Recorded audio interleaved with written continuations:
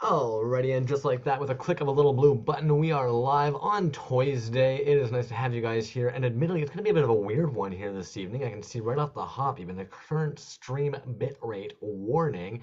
That might be because I've got the Velveteen Rabbit pulled up, and the reason for that is because without B being here off the hop, who knows how Crumbs is going to relieve his bladder? I don't know. You don't know. It's going to be a bit of a game for all of us to figure out, but I'm excited for the game. So we might do a share screen and do that.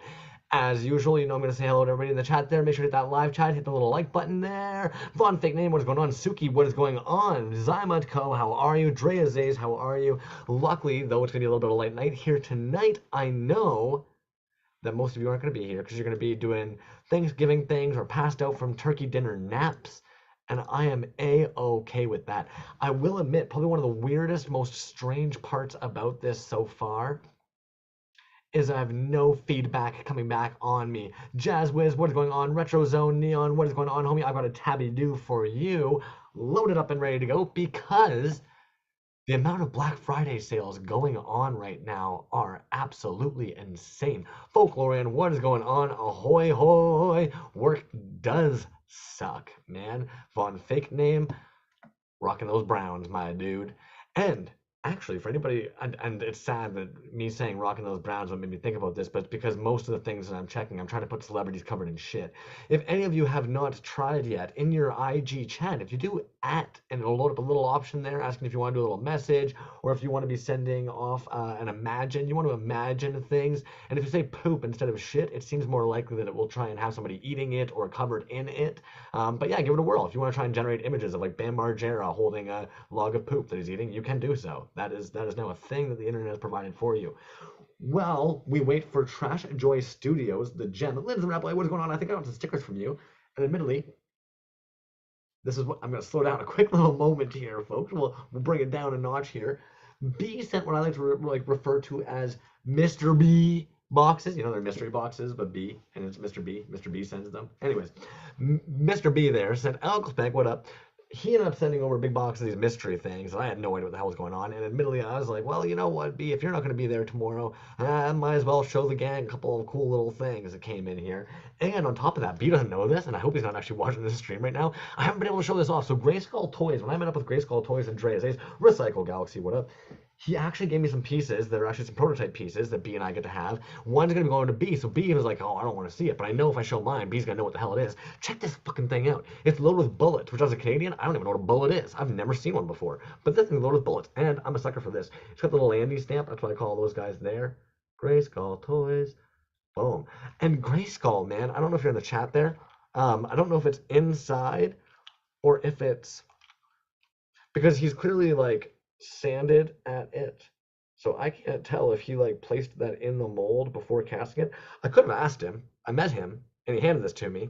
I also don't know anything about bullets. So the fact that this has those there, I don't know how that didn't blow up in your hand and explode your entire face. But maybe that's not how bullets work. If anybody knows how bullets work, you let me know. You let me know about that. But yeah, fucking rad as hell. And then I think a couple of you guys have seen this happening, and this was probably one of the coolest things.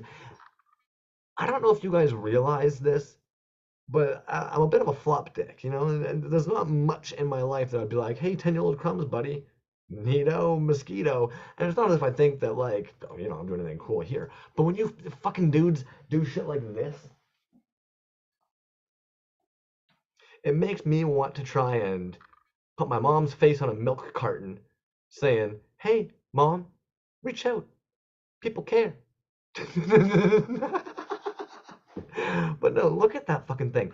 And I really want to paint up B there because I admittedly think that if we paint up B and we give him like just a little bit of color and put maybe like a design on his shirt, like one of the ones he's usually wearing, like the freaking 8-bit zombie shirts or something like that, and maybe make this little guy in his hand a little bit like one of the Healy Raiders, I think it'd be dope as fuck. But like, as if our janky ass little fucking Toys Alive logo is sitting there on top of B's little cap there. And the freaking fried pot eyes. Come on, homies. You guys are too sweet. And come on. Not that we would ever separate. Not that we would ever separate. And B doesn't know this now. I get to. Anyways, some of you might not know what gluing a figure is, but hey, B, Give it be an A's logo on the hat. There you go. Well, but then I gotta cover up the Toys Alive logo with a big A on there. I can't be doing that, my G. Do you guys must feel a little weird just seeing the old crumb diddly sitting here. No B, no Trashjoy Studios yet. And, I've been mulling on this all darn day. We often talk about, are they art? Are they toys? Who are we bringing in today? An artist and toy maker named Trashjoy Studios. No art or toys in there. Homeboy is just rocking that trash life. I fucking love it. Sorry. And if anybody, who am I kidding? You guys are all familiar with Trashjoy Studios. I feel like Trashjoy Studios is at this point. Oh, I didn't show this guy earlier in the pic I took. Oh, what a bummer. He was sitting right here on my computer desk. Boink. But I feel like he's one of those dudes at this point in the scene that you can't really be in the scene and not know him. He's kind of like one of the ambassadors to the scene as well. Anyways, Jacob Coble, Nim Studios, what up? Happy Toys Day to you, good sir. Pocket Salsa, is he watching the Niners be bad at foosball? I would imagine that he's actually on the road coming back from Thanksgiving. B has people who care about him and family and stuff, and he goes to those places. I shouldn't say that. People see me on Thanksgiving too, so ours is just a different Thanksgiving, so 10 dicks. But Trashjoy Studios is going to be coming in here this evening, and I really don't know what we're going to be asking about because his portfolio kind of goes everywhere. He's a little bit of an artiste outside of this as well. Vomiting Droids, what's going on? And Vomiting Droids knows, I'm sure Vomiting Droids has one of these as well. Well, like I'm saying, Homeboy is like a little bit of an artiste. He might have been one of the first designs that I ever got as well. October 2020, West Coast Weird. Damn, damn, damn. And Vomiting Droids is a little bit of a, hey, Shane Robinson, I'll be there in just a second, brother. Fire an email for me to send. Well, and you know what? I was a little bit hesitant because the email that I do have is for the same one as your PayPal. But I do have a draft loaded up that I can fire right over to you right now, my G. Boom. We are so professional over here at Toys Live. We are prepared to the T, to the dot, every time. No hesitation. We're like Boy Scouts mixed with the Navy SEALs mixed with the Globetrotters. You dig? Sorry, guys. Trashjoy homie, I've got a email here. I'm gonna fire that over to you. You feel free to hop in whenever you want, dude. I've got a couple other little weird things I'm gonna show off here that I don't think you guys have seen. And with my lazy ass, who knows how long it'll take me to get them up there. I'm pretty sure the oldest interview unboxing I'm sitting on is Rainbow Yawn. It's about 8 hours long. After Rainbow Yawn, we've got Hobo Toys. Then we've got a Has Been Toys. Feral Foundry. Feral Foundry sucks the goop out of an egg for me, spits it on the ground, shows me how he does that. That was neat. You guys might see that one day. Who knows? Who knows? Anyways, check this. Check this shit. Yuck, the yuck-deezy, the old yuck-middly, the yuck-a-mucky. Boom, homie. B sent these over. I was telling B, Evie, I've got a good smorgasbord of pieces here. So far, we've seen a 3D piece that actually has magnets in there. We've also seen a resin casted, double casted piece where it's got bullets inside of there. We've got painted pieces. This dude glows blue, which caught me off guard last night. I was like, hey, little pink guy with the beautiful blue eyes. Hey, little pink guy with the little blue eyes with a little bit of metal flakes shimmering inside of you. What more you do? You don't have to do more than what you're already doing. Boom, glows blue. And then look at the fucking paint app on this guy. Hey, what's going on, man? I'm a little snailian. Cover my face with a snailian. That way it'll come into focus. Hey, what's going on, man? I'm a little snailian. What up? Damn, we got painted fucking resin pieces. Not to mention, we've got marbled resin pieces coming all the way from Shotgun Karaoke. What? Now I know what you're saying. Crummy B, buddy. That ain't a marble. Get your...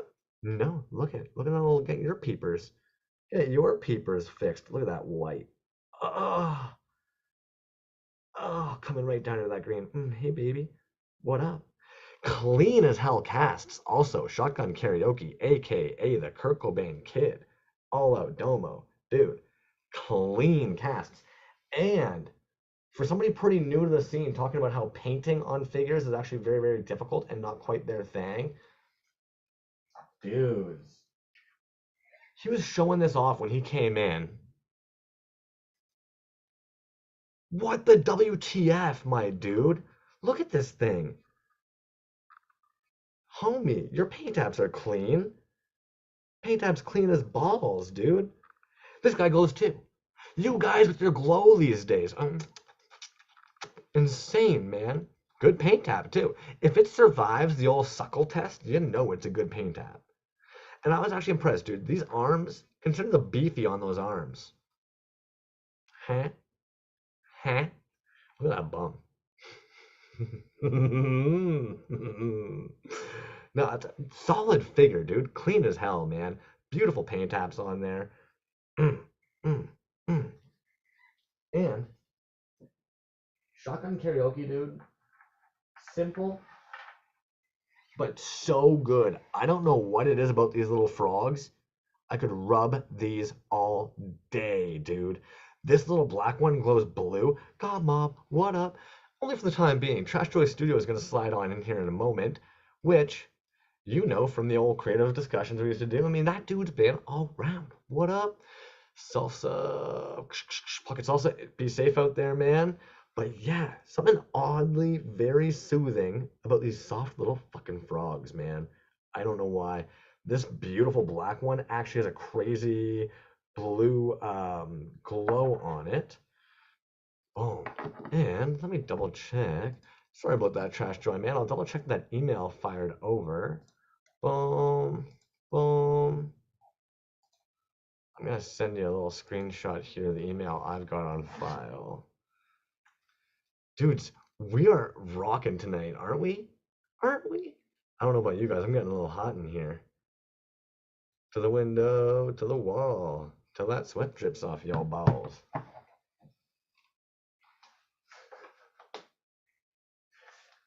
Anyways, and before I get too carried away here, I'm going to show off this guy here because this is actually an astroplastics piece that B, I believe, actually tossed in here. And what's so important about showing this one off is a lot of you have heard me whine and whimper and bitch and complain about freaking hollow bodies and what came in? A hollow body. And I saw this dude and I was like, clean cast, man. No like weird super gluey going on all over the edges or anything. Beautiful pieces. The moment I saw that screw, I was like, fuck, hollow body. And the only time I went, fuck, hollow body. I will never koala pose a hollow body figure ever again. I don't care how tight and dope it is. I'm not koala bearing it, man. And for those of you who don't know what I'm talking about, you know what I'm talking about. You know, you don't bring the legs all the way up there on a hollow body figure. That dude's fucking see ya, goodbye. This clean figure, now that Crumbs has aged a bit and is an adult and doesn't break all of his hollow figures. Clean, dude. Dope as fuck. And B, dude, hitting me right in the feels. I wasn't expecting just fucking black and white piece after black and white piece after black and white piece, which, you know? This piece here in particular, I'm gonna try and block this out. This is fucking rad. We've got like frog feet on the bottom here, little flipper frog feet. I don't know why I can't get into focus at all. We've got a piranha mouth almost, a fish body with this fish tail. Too much, too much. There we go. Triceratops thing happening on up a tier. Dudes, the articulation, I feel, okay, as a collector, the articulation can add things. I would even actually say that like one of my favorite articulations is maybe like a mid joint or a head. That's all you really need. You can build so much character with a dude just being kind of like so versus like so versus like so. You know, there's a lot of character you can get with just having that little bit of head motion on there. The reality is I think a lot of times it's up to you guys. You guys are the ones that are creatively pushing yourselves to try something new. It's a lot of times you dudes who are actually kind of like, oh crap, I've seen somebody use magnets. I want to try and move to magnetic articulation next. Then you have somebody else who's kind of like, well, you know what? I don't really want to mess with magnets. I kind of want to go with peg articulation. Sometimes they want to try and do the peg articulation because that's kind of what our forefathers were doing. That's kind of like the historical approach. Sometimes they actually want to go with like the peg figures because of safety reasons, right? They don't want like a little pet or a person, strawberries, to choke on a little magnet or anything. So I get that. There's reasons for all of it.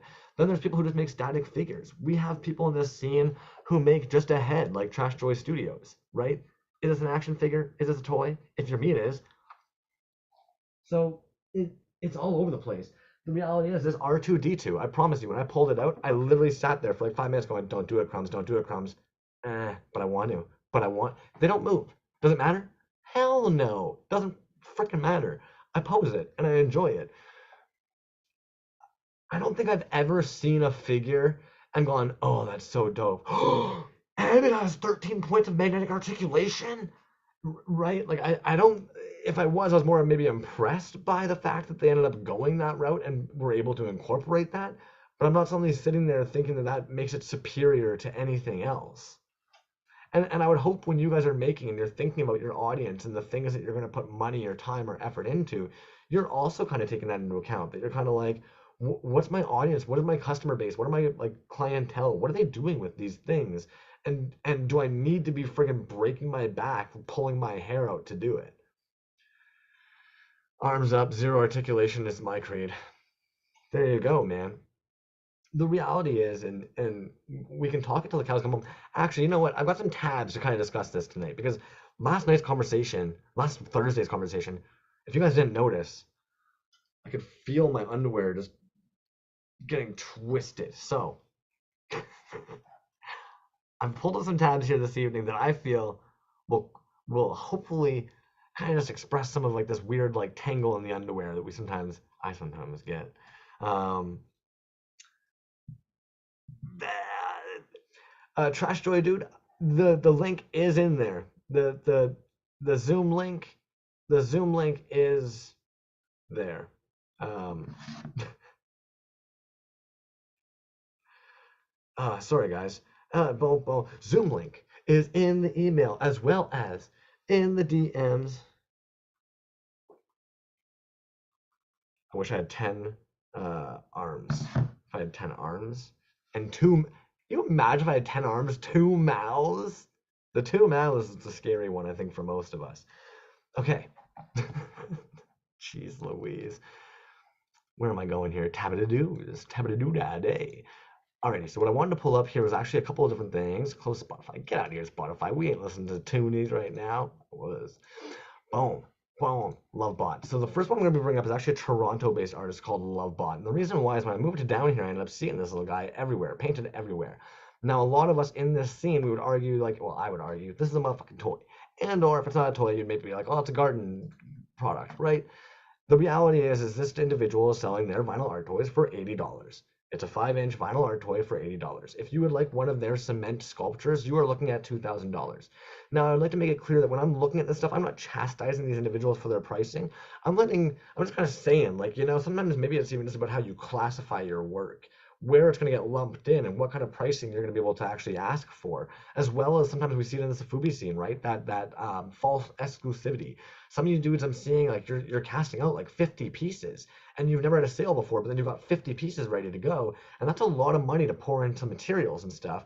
Whereas when we look at something like this, $3,500 for a 2-foot solid concrete love bot, like, hot dang, they're pricing themselves accordingly and they're making accordingly. And I get you guys are like, but maybe he's not selling any. And that's where I would actually even say, we can go over to this artist here. This artist is actually a fantastic artist here over in Toronto.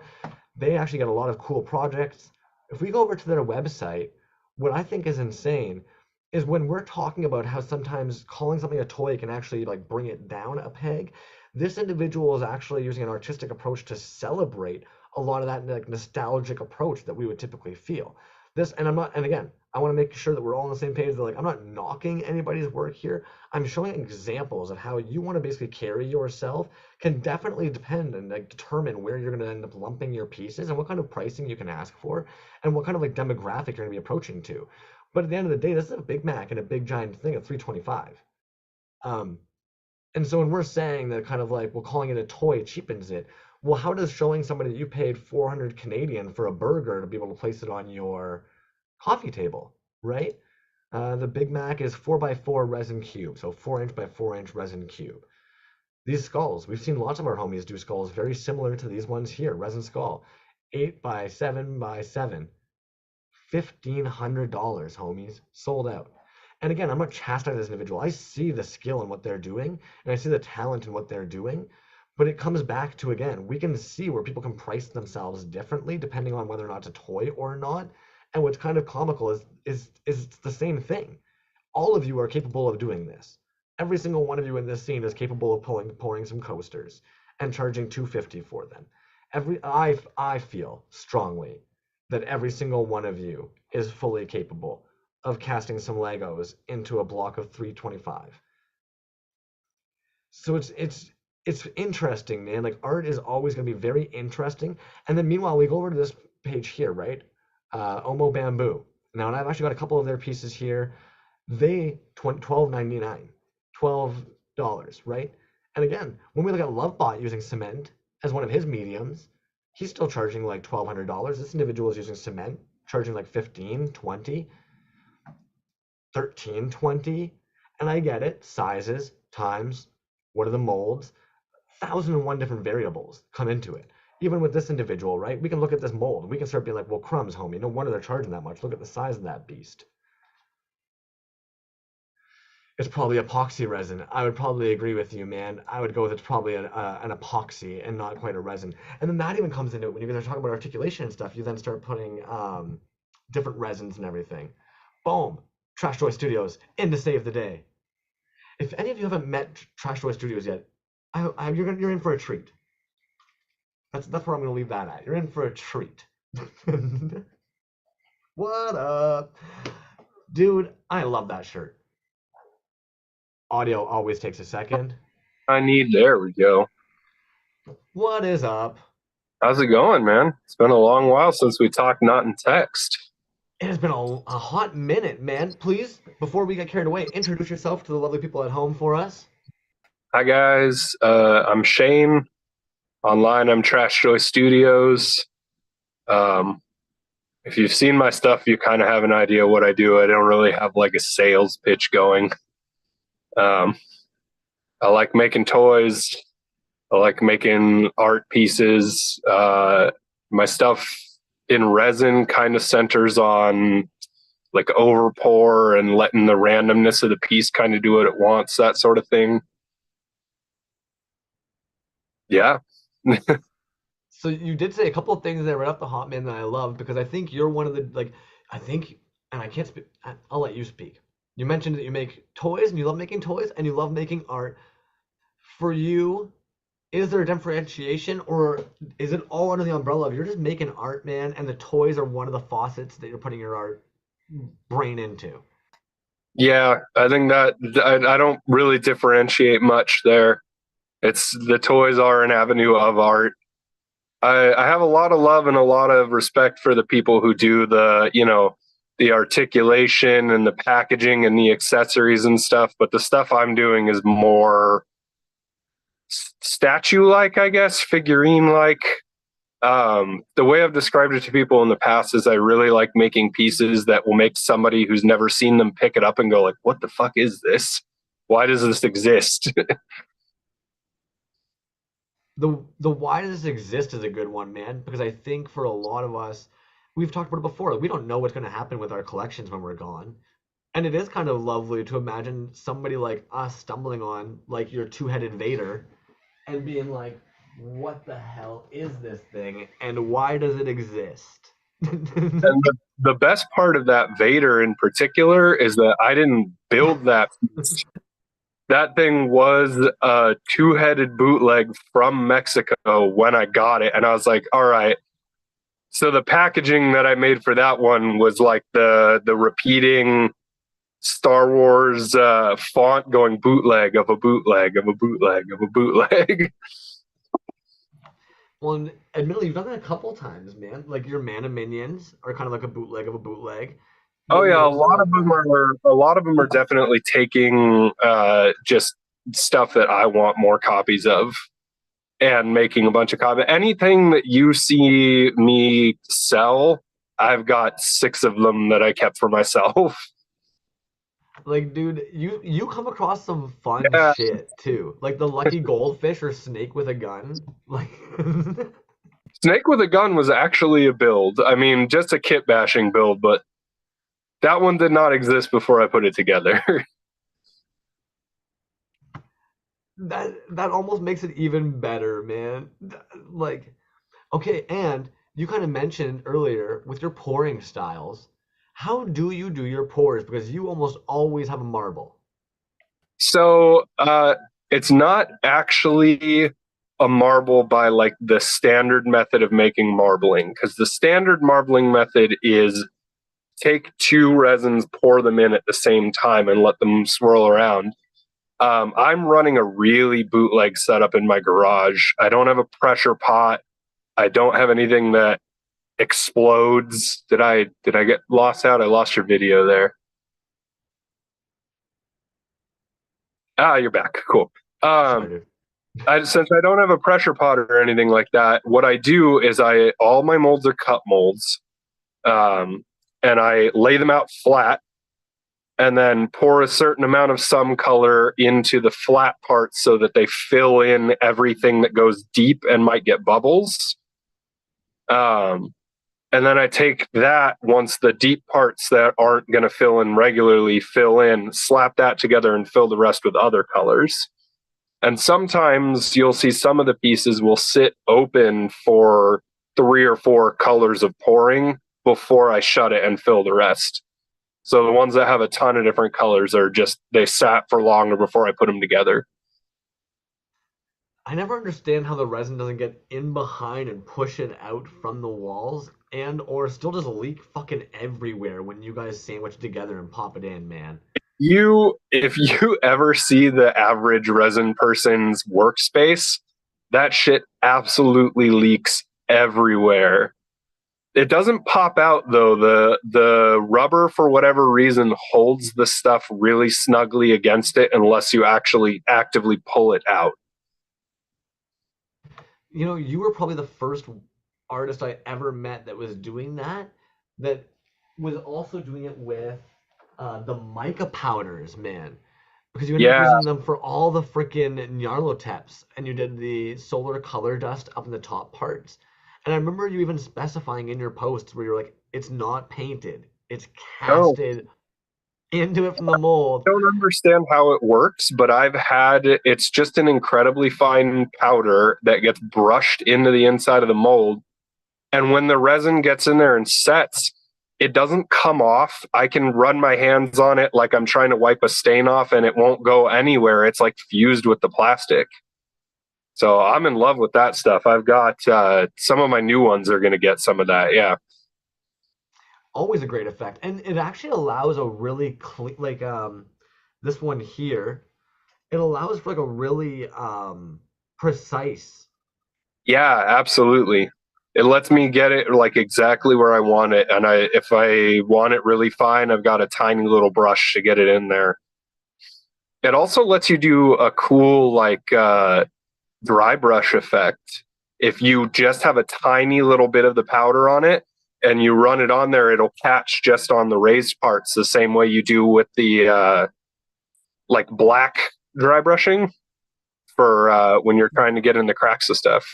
Literally just getting in all the, like, because in the negative spaces, so that Will that way be it's will be the all on resin. the. Yeah. Yep. Damn, dude. I'm sure I've asked you this before. How long have you been playing around with like mold casting and resin casting? Not long. I want to say I started right before COVID, so I feel like I've been at it for somewhere between 4 and 5 years at this point. But I also have no sense of time anymore. Dude, I don't know about you. Somebody asked me about like a literally monumentous life event, and I felt like a liar because I was sitting there going, I have to go through my Instagram and look Yep. at certain posts and try and look at the date of when I posted that in order to, and like I could even tell they're almost looking at me being like, you don't remember when that huge thing happened? And you're like, no, when was COVID again? When did it start? When was the first lockdown? When did we all start becoming obsessed with toys? I that there's a lot of overlap there, I imagine. Fuck, man. Your mold collection though was insane. How many molds would you probably say you've accumulated at this point? Mm, I at least 30 or 40, if not more. I've done probably, I don't know, something like 8 or 10 batches of new figures. And every time I do that, I buy a big thing from Reynolds and make like 5 or 6 different molds at least. So you still, and out of curiosity, like when you go to do a new drop, it's you're making new molds, but it's not because you've retired the old ones. It's just because you want to make new shit. Oh yeah, yeah, absolutely. And a lot of the time, new drops will have old figures in them because on any particular night, I go, okay, I'm going to be pouring a bunch of magenta tonight. This thing would look cool with some magenta, and I'll just pull out an old piece that I want to see more of. I didn't even think about it that way, man. Where like your brain knows what you've got sitting over there. So if you've got a certain color, and then all of a sudden you picture one of those with it, it's like, oh shit, I Yeah, want let to me dig grab it out. that. They're all like sharpied on the side saying what they are, so I don't have to dig for 4 hours to figure out where one went. I've only lost 3 molds so far to like the ravages of time. That the oracle that you were just holding up the head lost some pieces the last pull I did. The first mold I made of that most monstrous hatchling, the dick monster, as everybody affectionately calls it.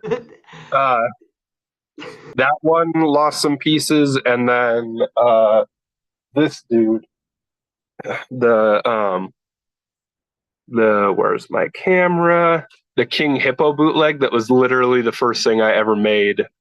Lost that one because it was like a cheap Michaels rubber instead of the. Now I won't use anything but the Reynolds stuff. When you're saying the Reynolds stuff, like Reynolds brand or the smooth on from Reynolds, or Yeah, the smooth on from Reynolds. Yeah, okay. I'll actually use the Michaels plastic because I get really good results with it. It's liquidy in the way that I need it to be initially. But for the molds, I won't use anything but the smooth on. And then the blacks, when I pour black resin, that's the Reynolds Onyx, the smooth on Onyx. Okay, because I was literally just about to ask you your Nyarlathotep. Like he just feels like a different type of resin. He is, yeah. He's the smooth on Onyx, and that stuff. When that stuff casts, stuff casts hard. Yeah, And I've never been able to put my finger on that before. I like when you're talking to someone and you're like trying to explain the differences and the densities of these resins and yeah. how he's always the one that comes to my mind when I picture like just super rigid, like just very rigid. I want to get into casting some stuff in like rubber, but I haven't gotten to that point yet.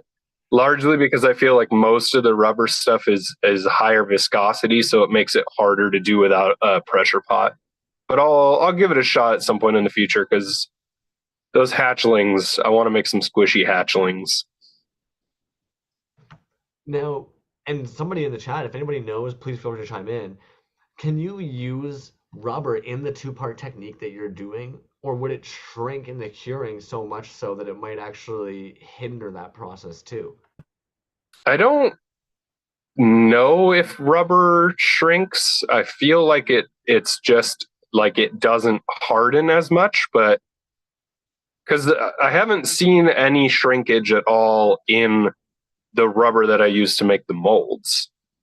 Because when I finish the mold out, it's still perfectly in line with the edges of whatever box I put it in. I usually just make a cage out of Legos and then pour in that.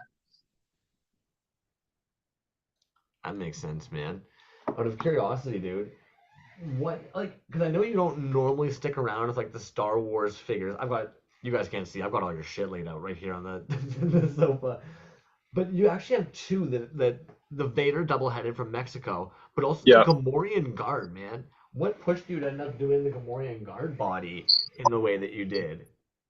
Oh, that guy. Damn, I forgot about that guy.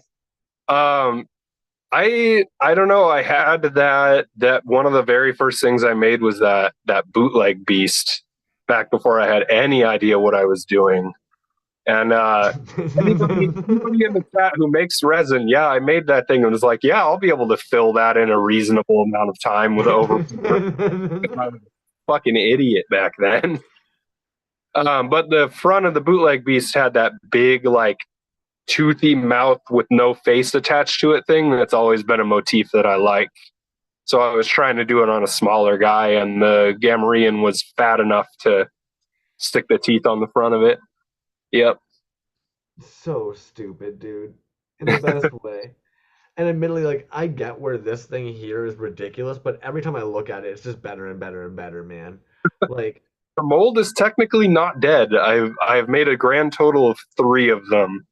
The problem with them that makes me like terrified to make more is if you get a fuck up once in the entire process, like one yeah. bit of resin decides not to cure, you've shot the whole damn thing. And I can live with that in something this big, but So stupid. when it's that, Dude, do you have the original sculpt of this? There's so much going on this thing that I've looked around it before, being like, there's a glove, there's a belt, there's boots, there's a hoof, there's teeth, there's I have like, all the pieces still, but the thing itself was literally just made out of, like, I had a block of clay, not even like, not Sculpey, not anything, like ceramics clay left over from a ceramics class, and I fused all the pieces into that and then sprayed the surface with some gloss so that it wouldn't catch and then molded it. Like I said, not a clue what I was doing at that point. no, but dude, that's probably one of like my favorite pieces in my collection, man. It's so bizarre, and I get why there's not more of them, but that even also kind of makes it even more special. But if more of them dropped, I know there's people that would scoop it because it's one of those comically stupid pieces, man. It's so good, but also so ridiculous. You're just like, what the fuck? Yeah, I've got 2 others of them floating around, and at the moment I keep them to remind myself of past tribulations, but eventually they might go up. Man, I remember the first time I ever talked to you, I was like, what would you say is probably like your biggest like fuck up in the studio? And you're like, so I made this thing called Bootleg Beast, and you like started talking about the size of the mold for it and everything, and like, yeah, I'm glad to see it's still on your brain. It is not my worst now though, because the last set of molds that I made, I had not yet. I started messing with some alcohol dyes, the alcohol ink, which works beautifully in the white resin. It does exactly what you want in the white resin, and in the clear resin I use, the resin is just syrup and stays syrup forever. And I poured like 9 things. You see the post a ways back on the Instagram, those clear blue guys. I poured like 9 of those things, all with that same batch of resin, and had to scrap every single one of them. Thankfully, you can usually get the mold clean by pouring something in it afterwards that actually solidifies, because that'll catch all the goopy stuff and then you just throw that out. But Yeah, and even Kajuki, like you said, and I know most of us have had and or have heard of it. The annoyance of when you're casting resin and you add anything that's got moisture, such as like acrylic paints or anything, and then of course that causes the fucking volcano effect. yeah, Um, I did that with the first couple of things I poured, and I ended up with these things that were like the consistency of honeycomb at the far end. But then I and I mean, settled on, I've got it's Stuart Semple's stuff, his powders, and solar color dust, and I'm like, I'll point those to any newbie starting out. You're gonna get results you fucking love with those. well, let's be honest, man. Like one of the biggest pain in the ass about trying something new is like the learning curve mixed with the cost, right? Everybody understands there's gonna be a cost to learn something, but like the longer that you're in this part just fucking up, the more you start getting annoyed. So it's dope when somebody can just be like, "Yo, don't bother with that. Don't do acrylic paints. Don't use that." Yeah, Like yep. Don't use acrylic paints. Don't use alcohol dye, or test alcohol dye on a small thing first, because some resins like it, some don't. The one cookie test. And admittedly, like, Don't let's be cast your shit. real. Oh, my bad. I think we got a tiny time delay. I was Well, just gonna say the other ones are: don't cast when it's like 45 degrees outside. Don't cast when it's like 90 degrees outside. yeah, I was actually curious about that because you definitely have you do like drops that'll be like maybe 3 a year, four maybe. Is that Yeah, because you can only cast during certain periods of times due to weather conditions or environmental conditions? I try to. I first off, I just don't want to burn myself out on it. Like I want all of the pieces I make to come from a place of love. I don't want to be frustrated with them. I don't want that going into the work and going to people's houses. But it's also just like during the summer, if I can cast, I can cast at like 3 in the morning when it's actually cooled down enough to let me, and that's the only time. Most of the time, because I'm in Southern California, so most of the time during the winter, there will be days, even in the middle of January, where I'm like, okay, it's like 65 today. I can put stuff in a mold and it'll be fine. But yeah, it's not as much weather related as it is just let me take a step back, work on other projects, approach it again when I have new ideas and things that I like again. And outside of like when you're like casting and stuff, you do have obviously like work and other artistic endeavors that you're taking on. Do you mean like did you want to talk about any of those at all, man? Fill us in on what you're kind of doing when you're not casting toys. I there's not a lot that I am like running out publicly yet. There is one artist on Instagram, Hoop of Spiders. She does these like trash drawings of trash on pieces of trash that she's found, and I've been doing some stuff inspired by that two-dimensional stuff, sort of like just collages with like interesting paper I find on the street, scraps of like the cardboard boxes and shit from work. Basically anything that has like colors and textures that look interesting to me. I'm like, let me see if I can find a way to kind of make an abstract painting kind of piece with that. So I've got a few that are coming along now. I think I'll post them fairly soon once I've got like 3 or 4 of them where I like them. I can get down, man. And I like admittedly, I think we were talking about it the other day because I would imagine this is kind of along those lines. But personally, like I'm right down, Yeah, that man. was the very first one. Just Ooh, some Sharpies and some scraps of cardboard and a couple of the like outside edges of a square sticker that I had. Like just kind of trying to pile them together in completely abstract ways and see if I can make things that I like the look of. I think it's a good approach, dude. And admittedly, I'm gonna pull up the Hoop of Spiders as well because you showed this to me the other day, dude. And I think you would agree. I don't think I've ever seen anybody get the texture of a garbage bag just so Right? perfectly. The stupid refracted light, you're just like, what? Why? She knows How? half of them. She does them like, if not fully completed, then at least all of the first like shape sketches and everything just out there. Like she finds a piece of garbage and then looks at the garbage can it came from, draws that out, and then like brings it back and finishes it. And I'm like, I need such a like confluence of music and temperature and vibe and everything to do work, and she's just out there like in a coat in the winter fucking drawing on the side of a tin can. I love it. I guess that's that whole just do it, Yeah. right? Frig, man. I And mean, I can give, yeah, I'll give that advice left and right. I just can't take it myself. what would you say is probably the hardest part about like just jumping in and doing it? ADHD. So Okay, literally, like executive dysfunction is a fucking murderer of art. when you're just like, if I can't see exactly what this is going to be at the tail end. That's kind of paradoxically why I like the resin stuff so much, because I've centered it around the randomness of how the colors pour themselves. So I don't have to stress about that the same way I do with like a painting. Okay, but and because I think myself, vomiting droids, and you will definitely understand this. You purposely pick this medium because you don't want to become obsessive compulsive about it being perfect in the way that your brain wants it. And yet there's times that you'll look at it and it didn't turn out in a way you like it, even though there was no image in your brain of how it should look. Yep. And there's nothing wrong with that. You do not, that's the thing that I love about it is, like, one, I don't have to have 100% success rate. And two, half the time I'll be like, you know what? There's nothing wrong with it.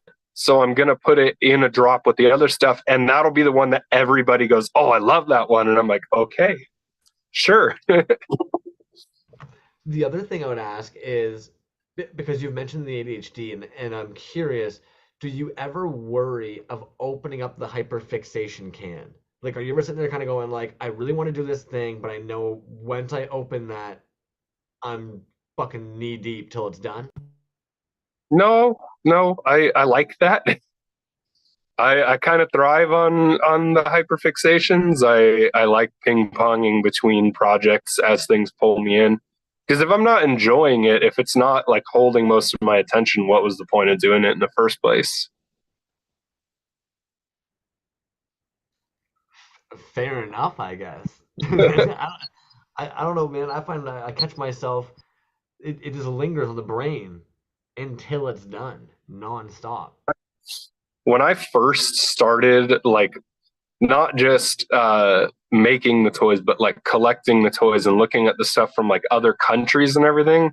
When I was educating myself about that, like the Italian toys, the Argentinian toys, the Colombian toys, I was up till like 4 in the morning, just page after page after page, writing stuff down. Like, I need to get a set of this one. I need to get a set of this one.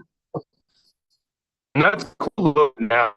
Like, every now and then I'll see a piece and like, I have to have that one, but I don't need to get the piles in anymore. Although, very briefly, you should go back to Instagram and pull up that latest pile I got from Bobadrock, because that is,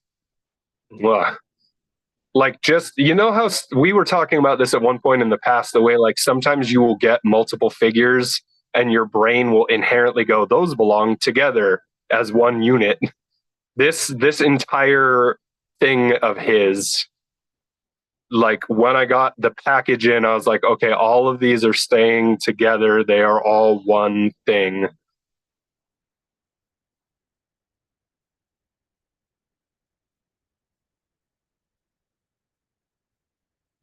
I thought I had a tab for your page. This box here? No, reptile. It's one of the very first ones, like maybe 3 or 4 back at this point, if even that many. I can't remember. Here we go. I couldn't remember if I had share screen on, but I must have had share screen on. One of the very first ones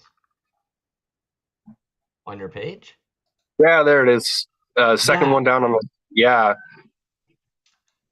And that was just one of those ones where it was like every one of those pieces looks so good together and the colors of all of them go so well together that I was just like, I'm leaving those on a shelf somewhere. No organization by type of figure there. They belong together. these guys are fun as hell, man. The little gummy sharks. Yeah. Did you guys, were those a Canadian thing too? Shark bites? I don't think so. I had to Google it when I saw those drop. And man, that seems to be something you were mentioning earlier when you were like looking up and doing all the research. I've always been impressed that you seem to know the like country drops. Like you know like the summer of street sharks in Canada, or you'll know about like the fucking like you know what I mean? Like Yeah. the Argentina Well, releases of Summer stuff. of Street Sharks was US too. They were after those things.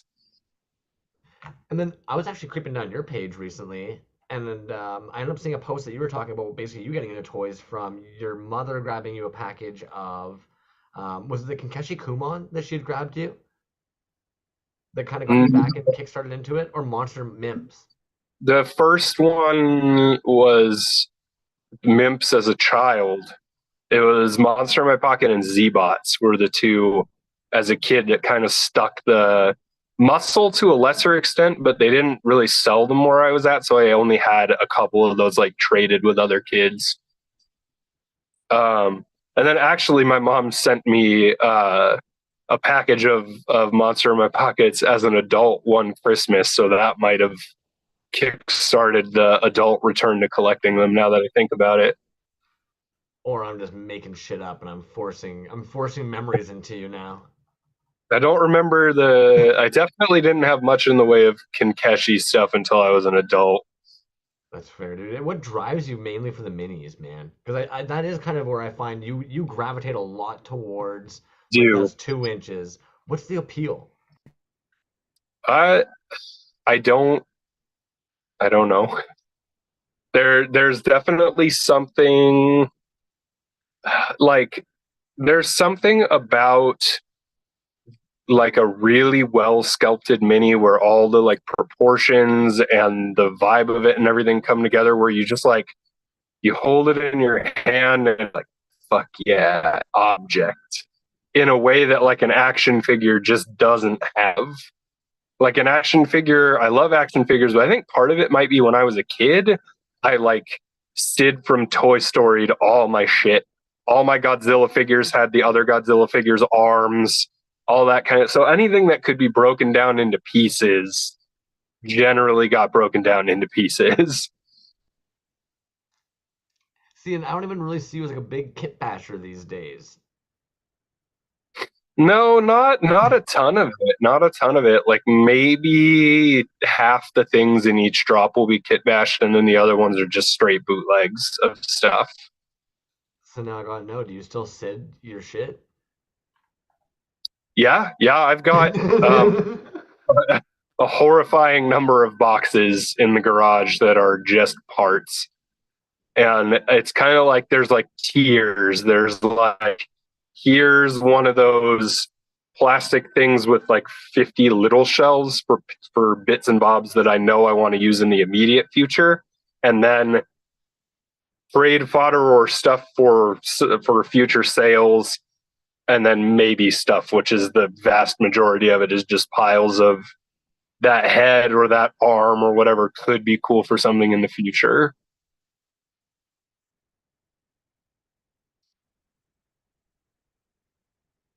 So that being said, man, who are currently indie figure artists or figurines artists that you're watching that you would say like you just need all the time when you're seeing them do drops, or you're craving at least? Uh, well, my boys need to be shouted out before everybody else. Cat fans forever, Bad Mojo Toys.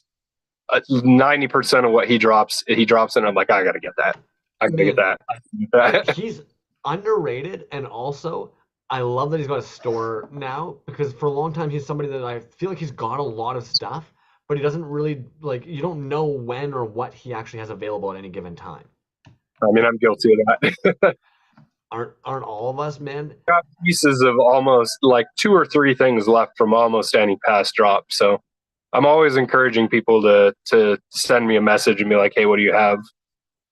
And then Mothman Republic is the other guy where I'm just like, give me all of those. He's actually going to send me one of that. Like, did you see that like medieval snail man that he just made? Dude, He's going to, I even yeah, had his that, tab up and ready because I knew he was dropping some fire recently, man. yeah, he's actually going to send me a mold of that guy to play around with my metallic powders. I'm very excited. Try and get some that look like old bronze and stone and stuff. I think he's going to come out pretty sick. This is another maker that I'm just glad to see him still making, man. And Yeah, he had to stop for a little bit, I think, because he hopped off to go to school. But yeah, he set his stuff back up in his new one. Oh, Are you near the Loveland Frogman one? Yeah, Oh, pull that guy up. He's somewhere right there. That pink guy just up a little ways on the left. One more. oh Yeah, shit! Yeah, yeah, with the little gun in this, and man, dude, I love the Loveland Frogman. That was one of my top five minis last year. dude, he reminds me. I always do like a top five, like five commercial ones that I got during the year, and then five indies that I got during the year at the end of each year. He reminds me of a combination of like Pretty Cool Pals and Splendid Editions. Pretty Is what Cool Pals is another one, man. The little I cannot conjure his name to save my life, but the little peace signing guy is is it Randy? it Randall might. or Oh no, Randy's the older one. He was also an amazing figure, but that newer one he made of the like peace signing goblin dude is one of my all time favorite figures. I would have to agree, man. When you shared this, right, Yeah, Knuckle. that dude. Yeah, right away it was like, okay, yeah, I need this guy. And then I was actually bummed. I missed out actually on. Ooh, hey, hello there. I missed out on his this guy, dude. Big Slice. Yeah, That's a that guy's. fun piece. He's also got like an older, like ape playing football mini Yeah, that is one of those like incredibly 90s minis in like the best possible way. I think that's where this guy kind of comes from. Is off You of. know, those guys have huge like trash bag bunch kind of vibes. Like if trash bag bunch were friendly instead of trying to kill each other, that guy, yeah, that guy's so rad. Fun, man. And that's just kind of it, dude. Like I feel like a lot of times they're just fun pieces. It's pretty easy to overthink things, but like that's just fun. Well, that's yeah.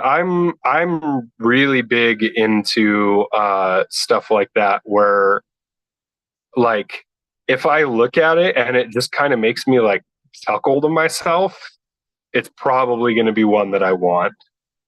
And like those guys are like that. Like their facial expressions are so perfect.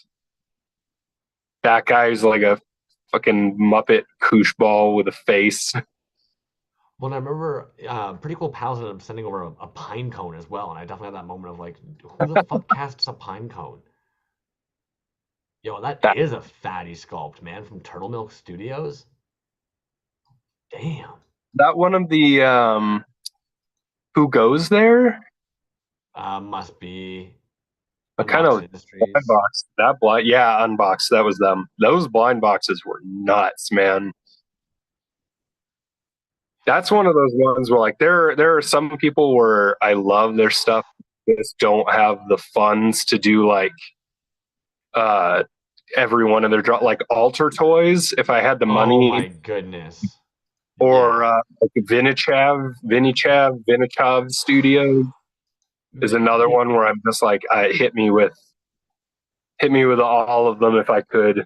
There are so many artists these days that are all so freaking good that like where do you even divide it, man? Alter Toys is insane. I think everybody in the scene definitely would have to agree that the patience that they put into their work, I don't astounding. I don't understand. Like I really want him to do like a 10-minute documentary, like a process video. I'm like, are you like pipetting that into the spots? How the fuck are you getting that? Because I know Like you can do it with like a syringe, but how do you then like not just wreck a syringe every single time you do a new color? Like I need to see how he does this shit. just gorgeous. For anybody who is looking at those, pull up one of those super colorful ones who doesn't know his setup. There's no paint anywhere on those. They're just like insanely tiny like pieces of resin dumped in one color at a time. It's madness. I don't know how he does it. And then when you see a whole shelf of them, you're just like, dude, Right? He made like 200 of those over the course of his setting stuff up. How? And I wonder how many molds he makes of each piece that he has open at a time. Like it's madness, man. And then Yeah. even like right to the finished product. Beautiful. Have you seen oh my goodness, it's gonna escape me now. There was an artist that was dropping, there were like waves of three, and it'd be like chapter one, there'd be like three characters for it, and then like they were gone like every freaking time, Oh, man. the solid color, the It'd be like a turtle. dungeons, right? Yeah. Who was the name on that one? If anybody in the chat knows, fire it off, man. Yeah, again, I feel bad for not being able to call it to mind because their stuff is sick. Yeah. And Drop it in the chat, please. So yeah, I can remind myself. and I'm sure you guys know there's like a little owl with a trench coat, and like there's a whole backstory for basically how like all these things, like you said, they're like dungeon creatures, man. They look almost like old school counter pieces that you'd use in like grade school to count. Yeah. Genius. And that's just it. Like when we came into this scene, and like when you would have come into this scene, there was like minifigure militia, double G toys, Simeon cheese. Now, like the amount of dudes casting, man, Simeon cheese That guy underrated. single-handedly got me molding in the first place. If I was gonna point at any single person in the whole thing and be like, this is the person who taught me everything I didn't teach myself, it was him. And his old, like those the NPC monster ones that he made remain, like, because they're so thin and they're so delicate, and I've never seen one with like a bubble or a wonky spot. Like, the precision on those is incredible. His QA is kind of stupid, man. Like he explained it to me one time that basically even imperfect or bubbly pieces, he doesn't like to give them away because once upon a time he threw it in as an extra and somebody hit him up with a picture being like, "Hey, did you cast this?" And he was so insulted and like embarrassed that they had that he just doesn't now. So he like has a really like stickler QA on his pieces. I respect it. I don't I can't be that much of a stickler on my end, because when I finish my stuff, I'm like, all right, that guy is a that guy's a little dude out in the world now. I'm not gonna like never let him go out into the world because he's missing a little bit. Like, But even that, because you kind of touched on it, but the way you approach toys, from my perspective, does seem a little bit closer to like that of like old crafters. You refer to them as like little dudes that you're sending off into the world, man. Like, you know what I mean? You seem to refer to them as definitely like not inanimate objects necessarily. Like, yeah, not inanimate at all. Like, I'm full on hippie when it comes to that kind of shit. Like, I have a very animist worldview, and I'm like, if any object is gonna have a spirit, it's gonna be an art object that somebody sat over and put a lot of intention and time into. So I wholly believe that. I Not to say that I think they're gonna get up and walk around the room at night often, but they're definitely like little people in my head. so actually now I've got two things. One, do you ever find it difficult to try and explain to people that you think that these things have souls, but you don't necessarily picture them like Toy Story characters? You're not insane. The second thing is if you picture these things having souls, do you ever feel guilty when you start Sid Viciousing them and just ripping pieces off of them at all? Yeah, I can see I can see it being a little bit questionable there. I guess part of it is that, like, a little bit less of an inherent possibility of it being like a, I don't know, a live thing. If it was something that was churned out en masse in a factory, but it's one of those things where, like, the metaphysics of that belief system are hella sideways from everything else. But basically, like, the gist of it is, if it was churned out without much of any intention at all in a factory and 10,000 of them were made a day, that's not inherently going to be something that I point at and go, that's got a little spark in it. But if I then have one of those and I look at it every day and I love it and I have it in a place of prominence on the shelf, like, Velveteen Rabbit situation, where You imbue it with a soul. not even necessarily like, because that sounds weird, and then that sounds like I'm trying to claim some kind of like power there, which I don't think it's that way at all. I think it's anybody who has a loved object that's gonna naturally collect that kind of thing over time.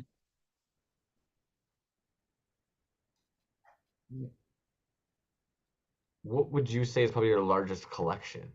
Do you collect a lot of things, or is it mainly toys? Uh, it is not likely my largest. I feel like books is probably my largest. I crossed the 1,000 book line a while back.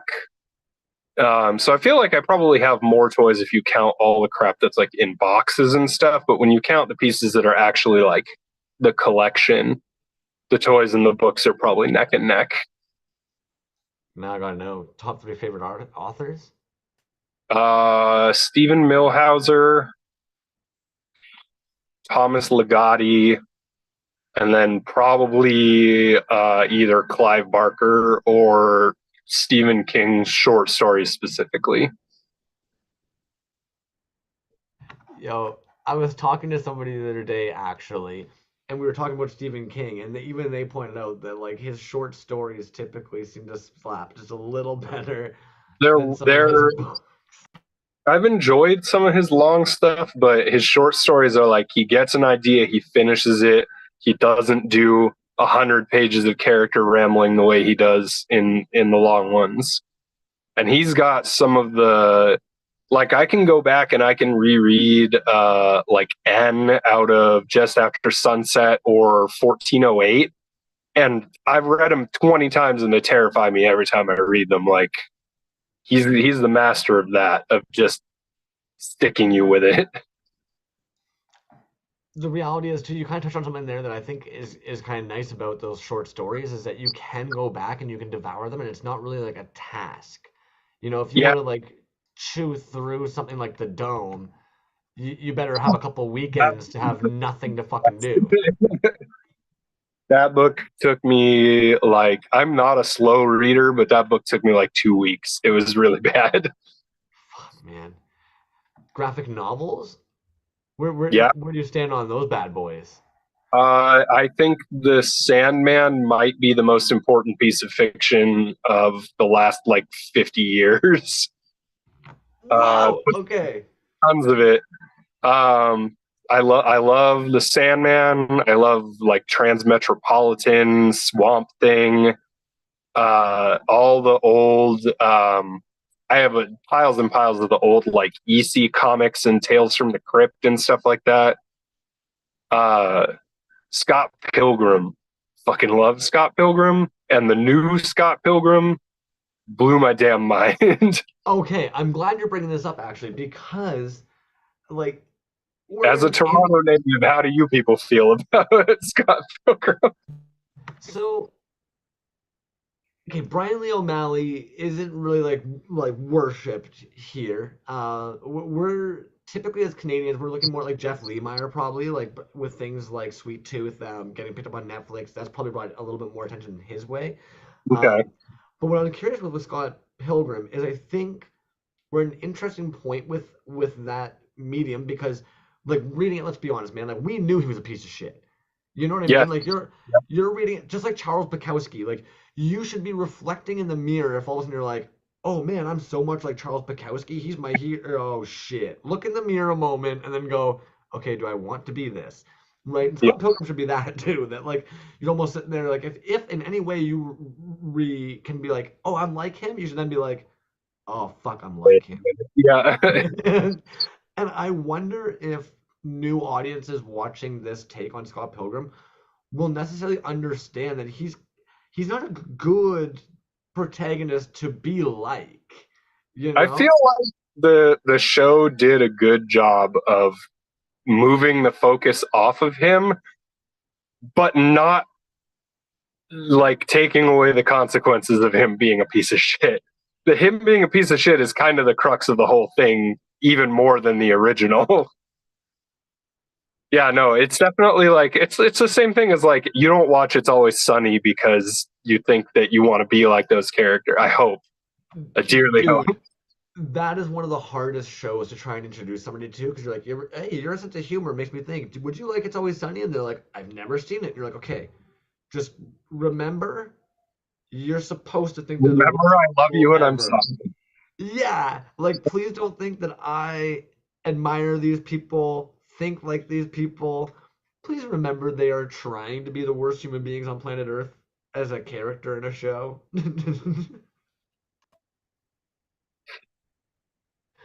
Fuck. And I'm sorry we went down that tangent because Vomiting Droids there was actually saying that you are like the guy for book recommendations. So I had to then poke because Vomiting Droids had Oh, books. that's right. Yeah, he picked up the knife thrower on my recommendation. Stephen Milhauser is my absolute favorite, hands down.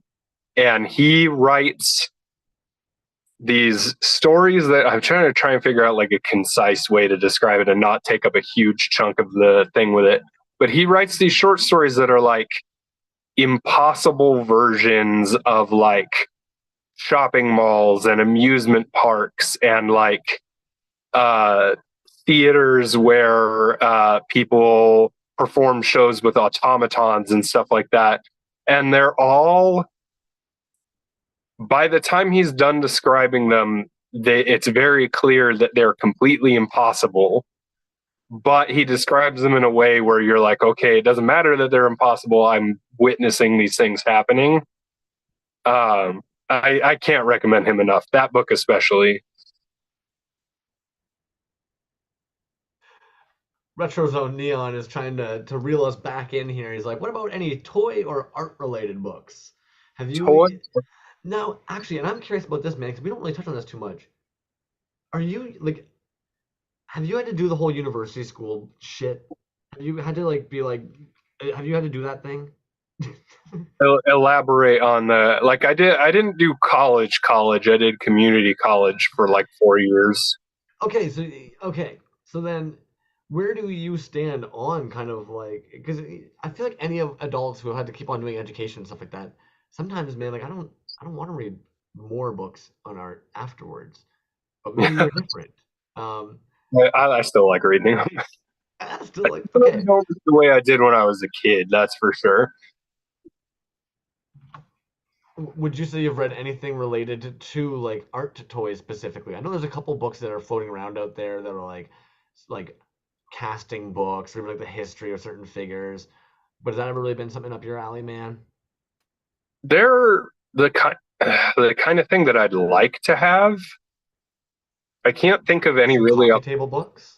off the top of my head. Yeah, because they're all so expensive. Like, I'd love to have some of those old, like, the Ultraman catalogs of the old Ultraman toys, that kind of thing. But they're all like $90, and I'm like, I can't pull that in for one book. Well, COVID kind of put an end to like bin digging, dude. Like I don't know about you, but when was the last time you were able to just like go somewhere dingy as fuck and just root through a bin and find like an instruction manual for like an old ass toy or like a figure they haven't seen in years? Oh, dude, I have. All right, I can steer this back to toy related topics. There's a store. Anybody who lives in SoCal, look it up. It's called the Mystery Box. And the Mystery Box is sort of a thrift store, except instead of getting stuff in for free, they're one of those places that just buys out storage units. And then they just chuck everything from the storage units into bins and baskets and shelves and stuff in this incredibly overpacked place. And they had, at one point, they were like, hey, we opened a storage unit full of toys. Anybody who wants to look at these, and like filled that. And we came down and it was like 10 2 foot by 2 foot table, like boxes on a table, and like 12 of those tables. And it was like, I went through them and I was like pulling out like old Wigglers and old Garbage Pail Kids and Monster in my pockets. And like some of the crap that I came out with was some stuff where you look it up on eBay and it's like $50, $60 stuff. And they were like, your pile of things is $20. Get out of here.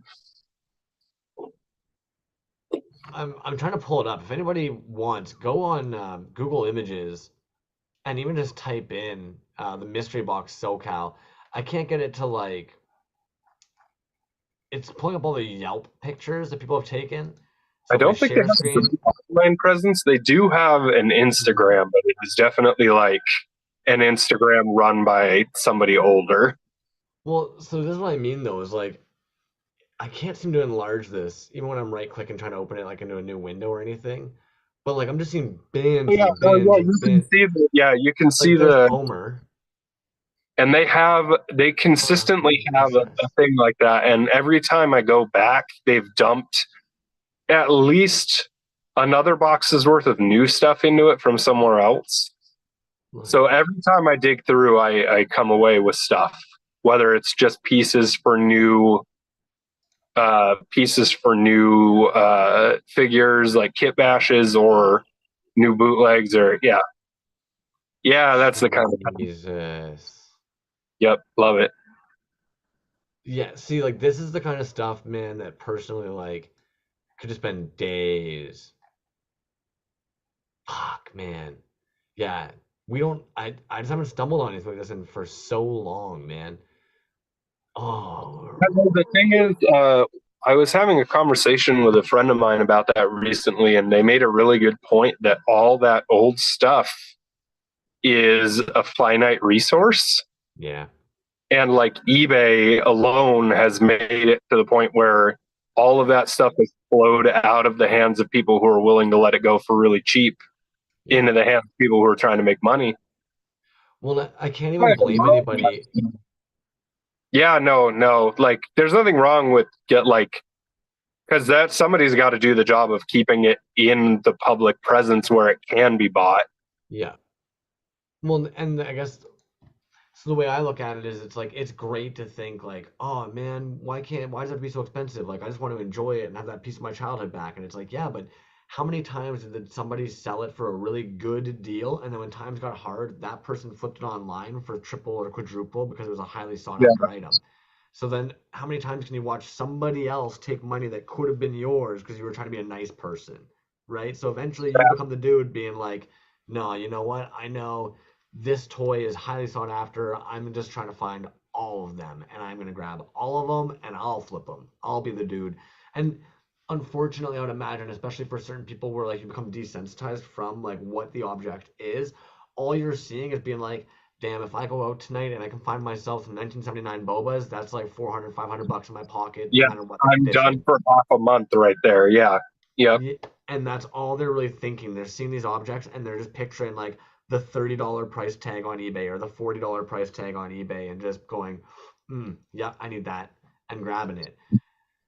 Absolutely. Keep talking. I am gonna see if I can stretch my power cord all the way Do over it. here. I triple dog dare you, man. And while you're doing that, I'm gonna make sure that I haven't missed anybody in the chat that's talking there because chat, I greatly apologize. I'm loading up a wheel with names there. We're pulling up tabby doos so we can make sure that we're seeing what we're kind of talking about. This mystery box definitely kind of caught me by surprise, and I've been kind of ogling over all of that. Grayskull Toys, what is up? If you actually go back near the beginning of the video there, homie, I did end up showing off that beautiful little He-Man fucking, which, you know what, dudes? I think most of you can definitely relate to this. Any kind of weird Zenning figure, I think for most of us, we're just kind of like, yeah.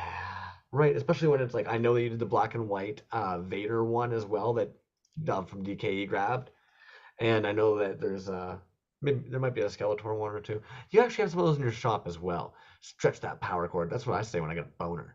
Anyways, fuck. Sorry. All right. I cannot stretch that, so I'm just gonna keep talking till my phone dies. I can feel that, man. You know what? I appreciate how long you've even hung around here this evening. Normally, I boot our guests after an hour, but tonight I'm forcing you to kind of keep me company while B isn't here anyways, dude. Hasn't felt like much time at all, man. It's been flying, my dude. Yo, I'm loving that shirt that you're wearing tonight, by the way, man. Is the weather over there nice and hot? We're getting into small talk now. How's the weather over there? It's pretty hot still. 70s to 80s, yeah. It doesn't really. It gets cold.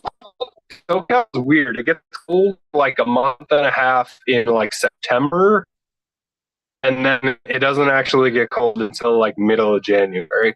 And even then, by cold, I mean like 55, not actual cold. Still above freezing point. Dude, I'm gonna try and bang on a couple of different ones here that you've got that I don't know if people have talked about or seen really before. You mentioned Cat Fans Forever earlier. I believe this is one of the collabs you actually did with Cat Fans Forever. Yeah, yeah, that guy was rad. He made a just like a Playman golem kind of figure. Um, and I wanted to play around with that idea and keep them kind of keep them kind of looking like they did. Yeah, that guy, that's the original. Yep. Tilt mine off to the side there a little bit so you can see. Like I kind of just gave him more of a hunchback and a neck, and yeah, I was just kind of playing with the shape of him more. It is dope though, man. Like this was I probably saw like you the one first of the, time. the two-headed ones too. You bet. That's my weakness, man. Two-headed figures across the board. Yeah, yeah, that guy was cool.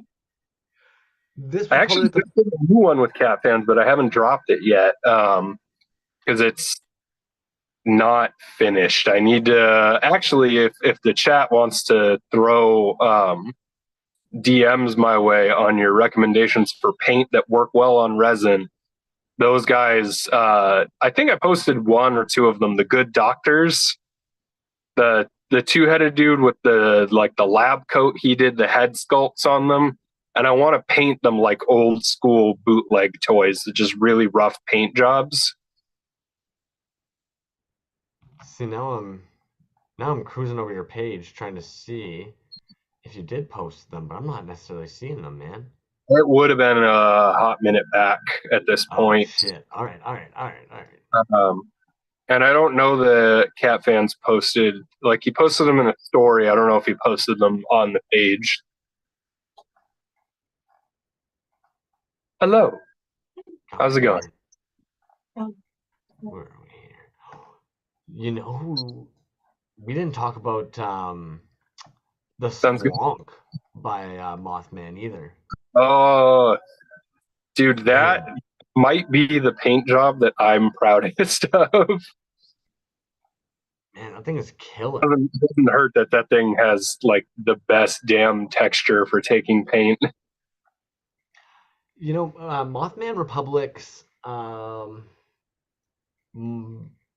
Mammoth was the first resin piece from the scene that I think I actually like tackled with paint. And dude, honestly, he's one of those artists that right afterwards I had to let him know, like, man, this sculpt was so fun to fucking paint. Like Yeah, it was just a joy. I wasn't pissed once.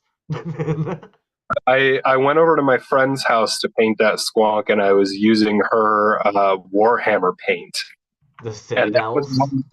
that was like okay, if I really want to get serious about painted minis, that's what I'm gonna grab. But look, that shit's expensive. So admittedly, man, and Mechaducky gives me a fucking hard time for it because he's like, dude, simplify your process, and I'm like, no, cheapen my process. But admittedly, Elmer's glue all has like a special ingredient in it. I can look online afterwards, but basically it's a bonding agent that you're looking for. And I'll always mix a couple of drops of Elmer's glue all. It can't be washable glue, and I'll add a couple of drops of that, a little bit of drops of dish soap. Dish soap is actually a oh, what is it? A hydrochloric bond. Basically, it's double-tailed. It wants to take things that normally don't bond together, and it'll grip like oily things to watery things. And so, adding just Oh, like a little dash of soap in with a bit of your glue, with a bit of your water, with your acrylic paint, creates like, and then essentially, what you want to do is you want to try and get it to like a nice like soya sauce viscosity, and then like depending on like what you want to do. Because if you're doing like a wash or anything, you want like a soy sauce viscosity. Otherwise, you're looking more for like a milk, which sounds insane, but like once you're stirring it, you'll notice like that milkiness versus soy sauce. But glue. All Owner's right. glue all. I'm And sure I then have a glue all in the house somewhere. well, so and that's the thing, man. Admittedly, personally, I feel as though anywhere where you can save money, and I get that for certain people, they're like, oh, I grab like the Wonder Vinyl or I grab the Citadel paints because it's easily accessible. But we almost all of us have glue all at home, and then if you can buy like Dollarama or Walmart paint and blend it with some glue, some soap, and some water, and all of a sudden you're getting really good quality coverage and it's adhering.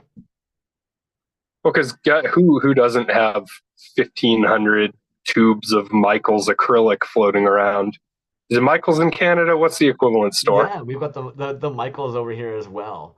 Oh fuck yeah, retro zone neon. I don't think I'd put glue in the airbrush. I'm definitely not talking about Oh, airbrushing anything. So sorry about that, man. I I guess do I would want to learn how specify to. that. That would be very cool, but I need a setup where I can build like a proper vent fan and everything to do that. Technically, I should have one for the resin, and I'm almost assuredly going to die of some kind of cancer, but you gotta go somehow. Man, honestly, I was watching Grody Shogun even the one day, and he was painting up a batch of figures, and I couldn't help it. I was just like, dude, out of curiosity, like, why are you not masked up? And even he was kind of like, why? Yeah, I probably should be, but I'm just doing a couple figures, and it's pretty well ventilated in here. I mean, I get a fan blowing away from me. I wear like something from the box of leftover COVID masks, and that's about it.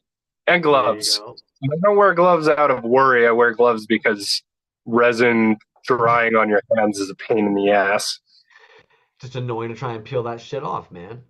Because it goes in between the fingerprints, and when it's in there, it's not coming off till that skin comes off. Yeah, like spray foam. Fuck it. I'm not fucked with spray foam. Dude, okay, there was one day that I was spraying up into a hole, and I always wear a hoodie on intentionally when I'm spray foaming anyway, so it hopefully doesn't get like in my ear holes or anything like that. And I could not figure out why I wasn't filling this hole up, and it was just feeding more and more spray foam into it until I felt it just like creep onto my face, and I'm like, oh no. And it had just been like dripping all down along like my hairline, my hoodie, down into the hoodie. It was into my plug. And I definitely had a moment where I was like, fuck bear mace, dude. If anybody ever carried a can of spray foam, you would kill a human. You would mess their whole day up if you got spray Right? foam on your It's just face right and into all your breathing orifices, and it's over. over, my dude. Terrifying. Absolutely terrifying. I think we've talked about it a little bit before. We've talked about miniatures today. We've even talked about like articulated figures. Where do you sit on Safubi figures and or soft vinyl as a category? I fucking love them, and I cannot afford barely any of them. I feel like a lot of the most like weird, abstract, important work in toys is the Sofubi work. And there's flip sides to that too. I will shit on Cause all fucking day and night. I cannot stand that guy's stuff. Some of the like really well known, well put out there stuff, I just look at it and I'm like, no, why are you making the same figure over and over and over again? But then I look at like I don't remember the guy's name, but Monstro NPC is his Instagram handle. Sun Guts stuff is fucking amazing. Max Toyko's stuff. There's a couple that I can't remember. Do I have any up here right now? Oh, this little Almost dude. almost any M1 Go is fucking nuts, dude. And This Sun little Guts is fire as shit dicks. is Michael Morse is the one who did this one, and it's the friendly. He pinned it like in the descriptions as like a friendly kaiju who just kind of like hangs out with people and doesn't destroy things. And I was like, I fucking love that. Like dumb giant vine dog like Ultraman costume. Absolutely. It was the vineness that got me, man. So if anybody's not familiar with this artist, it's basically a Swamp Thing dog. Yeah. Swampookie, that was the name. Swampookie, yes. Yeah, Yeah, Swamp Thing is a dog Pookie. tattoo. That's exactly the kind of thing where it's like, that's what I love about Toyz, because that is not a set of things my brain would ever have put together. And it is the thing that absolutely tickles my brain. Or that freaking Ultra, the Yakultra Man Well, is hilarious. even this reminds me of the Pizzatron. Oh, Buena Spoons? Is it? Uh-oh, Toys. I don't remember that one off the top of my head. Oh man. So Uh-oh, Toys has this really weird Pizzatron guy. There's Cinematron. Oh, dude, the pig plane? Come on. Sorry. Oh yeah, no, that rules. Yeah.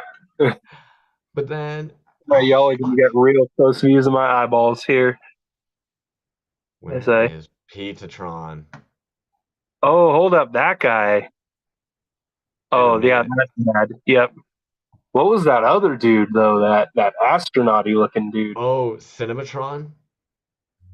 Oh yeah, that's one of those ones where I look at it and I'm like, man, I wish I had like $150 to get one of those. Feels. And then, admittedly, same as the Bermagots. Oh, the Bermagots are so sexy, dude. I don't know why. It's just adorable. And then you pulled up the fucking Michael Moore's one. It reminds me of Grumpy. I don't know if you've seen Grumble. There we go. Canadian soft vinyl. And for some reason, they do all these very weird, almost like children's Crayola crayon book characters. You're No, like, what I the don't. fuck is this? Oh, that's such a good colorway. Yeah, Olivia Longbody. but I like it. Like, why? Yeah, dude. But That they is have a whole bunch absolutely of, the kind of thing where I'm just like, yeah, and very much like the Ultra Dino figures we would have seen back in the day, like the Pachi oh, figures. dude, Epoxy Crusader sent me No. uh, one of those, the one that's modeled off after King Caesar, the like black and silver kind of wolf looking one, and that thing is With the horn coming off the top? no, there I have that one too, that one in like black and green, but this is the one that kind of looks like a werewolf. Um like black with silver towards the middle of the body. I love that thing. Okay, I had to pull it. I had to definitely look it up. Man, so I definitely had a bunch of these as a kid. And of course, as a child, I had no fucking idea what Safubi was. Like the only like real knowledge that you have as a kid of like soft vinyl is probably gonna come from like dog chew toys, bath rubber duckies. But I had a whole bunch of these dudes, and I remember being so tripped out because you're like, okay, they articulate like my other toys, but not where any of my other toys articulate. And they're Yeah, kind of bendy, what but the hell is not. it that rotates in the middle of the waist? That's fucking weird. Yeah. And as a kid, you're like, why doesn't it move in the arms? And you're like, well, the arms kind of move, but they don't. And then this is a prime example of toys that, like, at one point they were considered like garbage, basically like trash toys, Yeah. and now highly sought after. Like, I've never seen these two, to be honest with you, Okay, hold in on. the flesh. Yeah, no. That's a different line, actually. I It's remember gotta that be right, what but yet what's look his how trippy it name? is. The male half of Wildflower Attic loves those things and has all the different lines of them. Fuck sakes, man! But yeah, no, those Such a they're fun toy line. gorgeous. And like we're seeing a resurgence of this in indie vinyl, in my opinion. And yo, did you see Epoxy Crusader's newest vinyl he got made? No, not yet. Yet it hasn't popped up on my feed. Dude, that guy is interesting, man. Like he's going over to Tokyo, I believe, sometime this month or next month, before Decon, he's going to be in Tokyo. And then he was talking just recently about getting a figure made into vinyl, and all of a sudden he's walking around places with this fucking new vinyl figure. It's like, oh, Oh, okay. I guess no you're just shit. Yeah, no, I haven't seen it yet. That's rad as hell, though. and like just boom. Okay. First vinyl figure. 100% Wonder made if in. it's. I wonder if it's just like there's so much of a bootleg toy scene in Mexico already that there just happen to be some like ready-made Sofubi factories down there already. It Well, wouldn't surprise me. what's trippy to me is they're in the middle of a big surgence right now. Um, they were like right around when we were all starting to get into it. They were seeing like a huge boom of it. And there's actually been an artist or a YouTube channel called like Ariel TMT, and like he has a channel that's all like Mexican and huge following and everything, where he's opening up like old bootlegs or. But I don't know if it's just the because the reality actually is that they don't have like the same plastics as us, right? Like they're typically like even a lot of times like in their manufacturing process, like when we're getting those Mexican bootlegs and they smell super like plasticky, it's because they're Yeah, cutting it with wax. Like they're trying to cut the ingredients with different things. On top of even Epoxy Crusader that said before, like he doesn't get resin like what you guys get or we get in the West. He has to deal with yeah, epoxy. yeah. Um, and but you still have to get like a steel mold. So Saruga Mark kind of mentioned it when he was on, man. Like at the end of the day, it's slush casting. Like most of the time, that's kind of what it is. Yeah, you're changing the ingredients, like the plasticine that you're using, but more often than not, you're slush casting in a different way. I never got good at that. I know Mothman does it a lot. Does he? Yeah, yeah, like Fuck, man. slush and like just like hand rotary casting. Yeah, yeah, Tossing it up and catching it yeah. in like the driveway or Football something. casting. Yep. Well, and even that, there was a long while there where I know everybody was kind of talking about like how do we build basically like a centrifuge, like a home centrifuge device where you can basically do it. And then again, you get Sarugamark who's like, we use an air compressor because like we're not going to have a centrifuge. And you're like, well, of course they're not. Like, who the fuck does? And then the reality is that there's a dude in the scene that talks about he used to work for a factory that would produce things for like Disney and shit. And they've even said, like, man, the centrifuge, you'd basically like hit a button and you'd book it the fuck out of that room. Because it was basically just like pallets and jimmy rigged with like bungee cords and shit. And you'd press that button and book it behind that fucking door. So that way it was just doing its thing and go in when you hear the buzzer and Something remove. snapped. You weren't in the same room. I've Yeah, always because thought it's just. to build like a something like a sideways ice cream machine, like and just hand crank. Like I've always thought that could work. I just never had a piece that needed it to the point where, especially Well, because I'll do the spin casting sometimes, especially with like the hatchlings, the stuff that's cylindrical. Because the white resin that I use cures in like a minute, so I just spin it until it stops spinning. that's a decent freaking cure time, man. Yeah, it's good. It's good, especially compared to that fucking clear shit where it's like set it and then wait until the next day and hope to God it worked. A 12-hour cure period? Yep. Is Like that when. 1 hour to 2 hour to where you can tell whether it's tacked or not, and then like 12 hours to full cure. Yeah, it's obnoxious. That's why I don't do a ton of clear pieces. That does make a lot of fucking sense, man. Out of curiosity for those at home, when you're using the clear, what are you using? And when you're using the opaque, what are you using? When I'm using opaque, it's Michael's brand amazing cast, the stuff that used to be Alumilite. Because that's the stuff with the quick cast time. It's really liquidy. It goes where I want it to. The clear is another one from Michael's. It's a different brand, the red boxes. And then the black is Smooth on Onyx. Smooth on Onyx Slow. so that I have like 5 minutes to play with it. That's the ideal time, actually, is the way that the onyx, the slow onyx smooth casts. Figure out how to say that sentence, because I'd love to be doing more of the stuff like Vomiting Droids does, with the like playing with the solidifying liquidity of it. I fucking love that. His Like, process is so bizarre. I think a lot of people think that he's just kind of like and letting things goop and dry. There's a no way. method to the madness, man, where like he hasn't. Like, we were talking about earlier. There's a vision in his brain, whether it's he knows how it'll be or not yet. There's a thing he wants it to do, and he's Yeah, going to attempt for it to do that thing.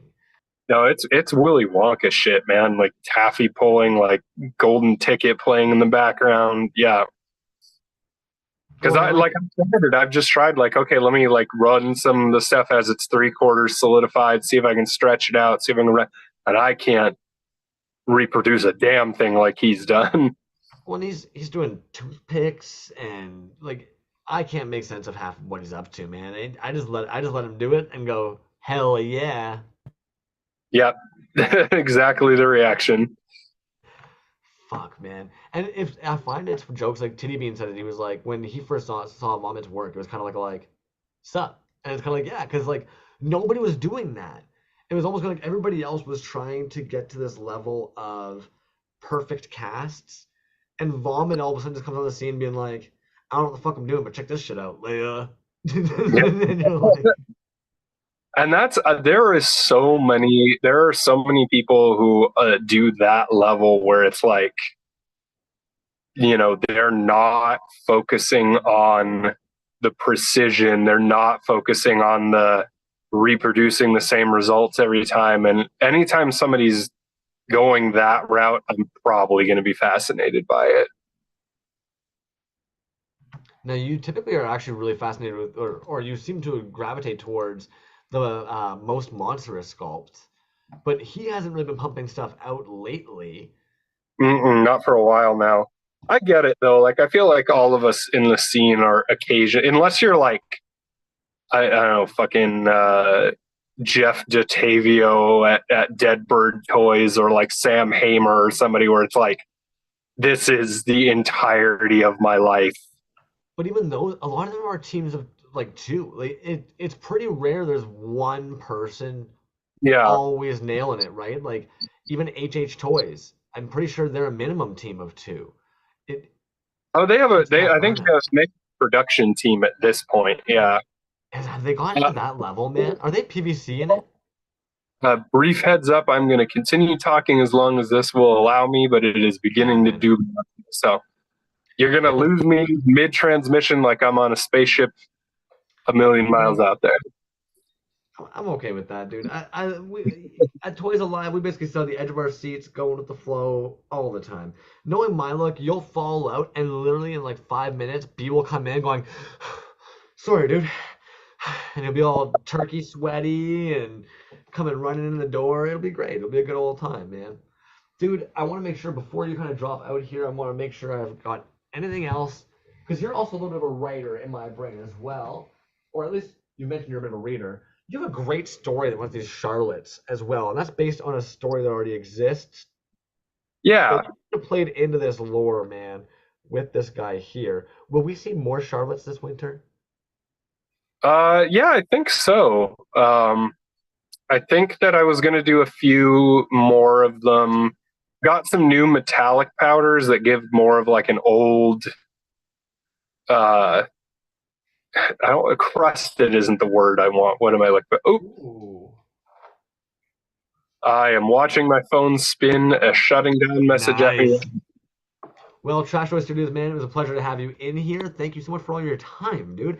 And for those of you guys who aren't too familiar with Trashjoy Studios, get on over to that page. Go and check out some of their work because some of the things we didn't look at tonight. What the heck is this? What the hell is this thing? And why is he so obsessed with teeth?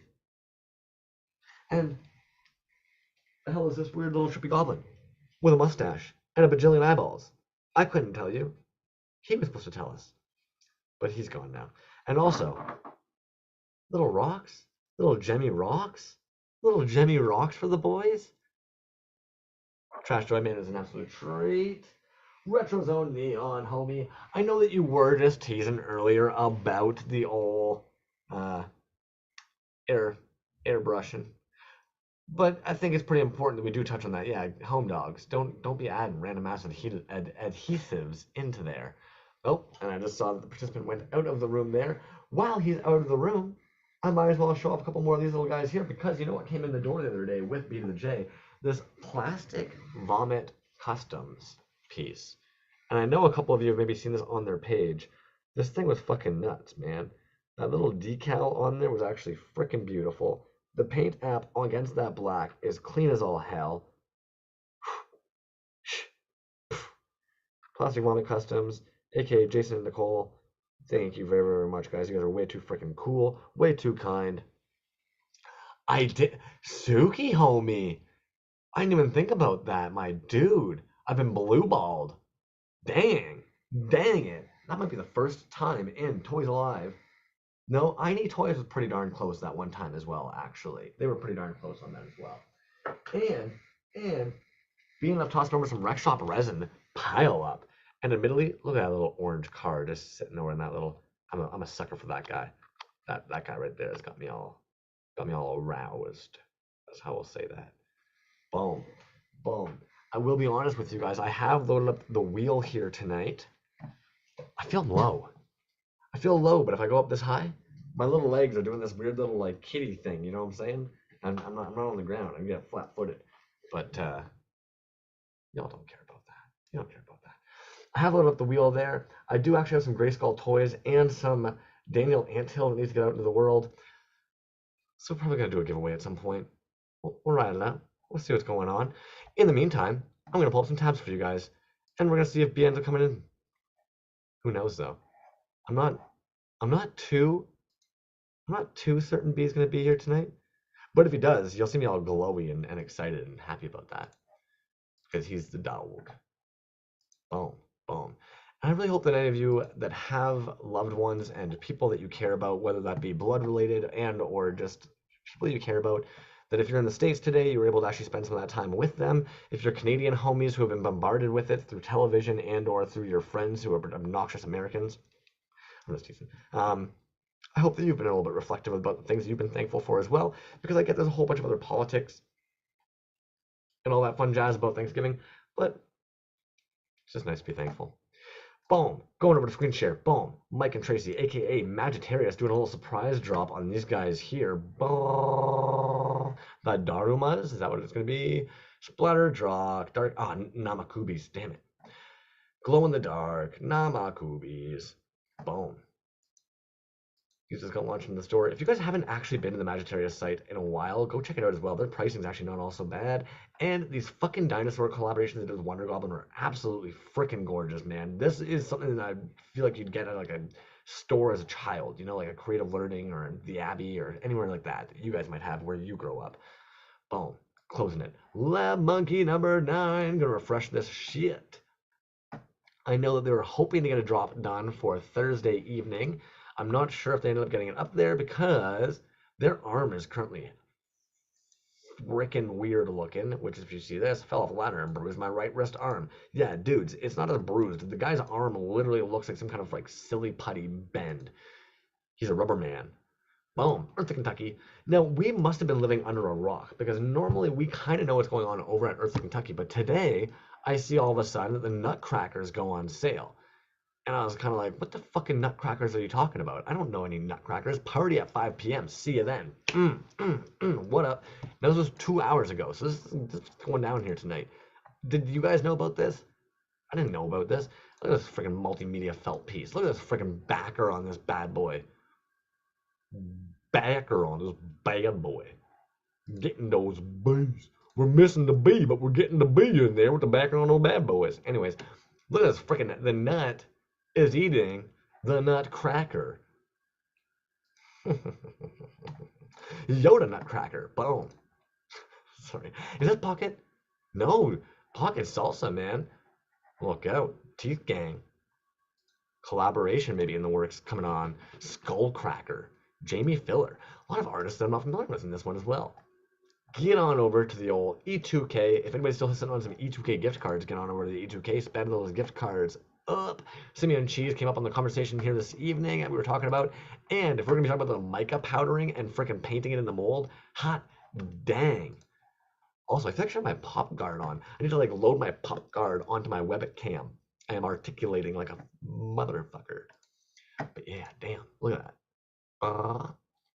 What a clean freaking mica powder drop. I wonder if he ended up doing the hair too. Not that I know anything about Toyz or anything or how things are made, so I wouldn't know if that's how that's done. But I would imagine, like Trashjoy Studios explained, he probably painted with a little brush, dry brushed the powders in there. But Simeon Cheese currently has a Black Friday sale going on Friday night, 8 p.m. Eastern. That's going to be 5 p.m. PST for any of you PSTers, Pacific Time Zone homies. Boom. Otherwise, get on over there. As we were talking about last week too, these Okamura punches, the George Okamura punches, they're much bigger than the actual man of many weapons that you might have seen in the past. Boy in the plastic clamshell. Boy, you get out of that clamshell. Anyways, Simeon Cheese, loads of fun. I don't know what the fuck this piece is, but I'm digging that, dude. Make more. Drew Miser, and also chat. Sorry, I'm just zooming through here. I'm gonna pull you guys down below, so I can actually read what you're saying. Some of you might say cool things. That's dope. Psst. Von Fake Name, what up? Fletch, got him good. I'm seeing a psst from Von Fake Name, but I'm not sure what I'm missing. Plagued Earth Productions is going to do a 20% off store-wide sale, Black Friday sale, 20% off your entire order, one day and one day only, starting tomorrow at 9 a.m. 9 a.m. CST, ending 11:59 p.m. Use discount code SLIZBIZ at checkout. Happy Thanksgiving. Psst, I rarely do. You rarely. Psst. Boom. And actually, why not? Plagued Earth doing a sale? Guess what? You can get a bunch of Partly Sunny Angels from the Black Friday sale going on over at Kilo Flows page. Boom. Every Partly Sunny Angel left standing in my big cartel shop is $5 off all week long. This week only, Black Friday sale. So they currently have a bunch of their little Partly Sunnies actually available for $5 off right now in their store. Saruga Mark, cheese time. Cheesy. Getting cheesy. I don't know what these little kittens have to do with cheese time, but cheese it up with 20% off till the end of the month on any orders. Code's 25 Friday. Get them while they're cheesy and hot. Saruga Man, I don't know what the fuck that means. Now this kind of goes outside of our normal realm of little accounts under 1,000 and all that fun jazz and indie toys and, you know. But I really like the fact that, again, in my opinion, this comes down to the fact that this artist, when we're going to talk about like art versus toys, and if being a toy kind of makes something not, and if it's art is more, 23.8 followers, and this they're literally referring to them as art toys. I don't have a bee in my bonnet. You have a bee in your bonnet. Bee, man. Sorry. Quo Vadis Toys. Boom. I don't know about you guys, but I think this is a rad as hell freaking piece, and I really dig the fact that if we look at this little write-up that it's got on here, wow, there we go. Yeah. So basically, so he bought a hoodie and some masks. That's all it takes, guys. So that's sad face. He just couldn't do anything. He was always sad, but then he bought a hoodie and some masks, which is all you need. That's all you need, I promise you. And then with a hoodie and a mask, you can go out into the world and do anything you want. And you can even pretend to be happy. Quo Vadis Toys. Boom. I think the sad face figure is actually dope as hell. Great concept. I'm really enjoying it. And the fuck are these? I think everybody's just getting into the mass production game because damn, boy, Safubi Factory. Ah. Stormico Station. If anybody hasn't yet, get on over to the Stormico Station site because they had a very, very good little drop over with Extra Terrestrial on the weekend, but they also have a bunch of stuff going up solo on theirs right now. The drop happened at 8 p.m. Eastern yesterday. If you haven't made it over there, get on over, check out some of their wares. I believe the full pricing details on the drop are right here. Yep, toilets 15, pickle poos 20. I like how you end up calling them pickle poos, man. You know, my Tism brain just couldn't tell if they were pickles or if they were poos, something they're pickle poos. And you know what? I I like the combination. I like that they're pimps, the poo in my pockets, but I also like their pocket pickles, you know? Is that a pocket pickle in your pocket, or are you just happy to see me? Anyways, Retro Zone Neon, link in bio, 25% off all items this month. Hey, told you I had a tabby do for you. That smiley face is hilarious because it's kind of very much just sarcastic as fuck, and the most like I'm a mask could be, which I can get down on. The Feral Foundry. Now I know we push this artist a lot. I get it.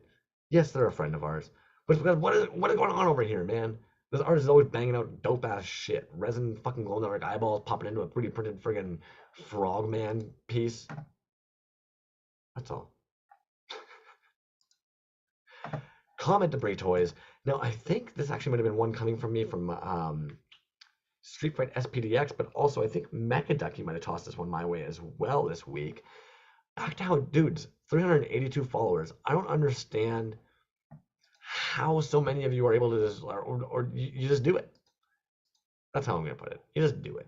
The fact that this homeboy's got a couple freaking Spoopy figures already out there getting ready to be painted up and hopped out into the world. I love it. Retro, you rock, dude. No, man, you rock, my dude. Honestly, homies, I don't know if you've made it over to their store in the last little bit, but when we talk about like the pricing of resin goods sometimes, and especially when we're talking about this stuff being art, it is some of the most affordable art you will ever see in your life. I know that I've talked to people before, they don't like when you say like it's the cheapest art you'll ever be able to buy. It's the most affordable art you will ever be able to buy. Resin art at this moment is impractically priced. That's the best way I can put it. It is ridiculously priced. And then you add in that for some reason Homeboy right now is doing a sale on his stuff, and it's already like, I don't know if the sale's applied to it because it's stupid. 12.14 and Canadian pricing.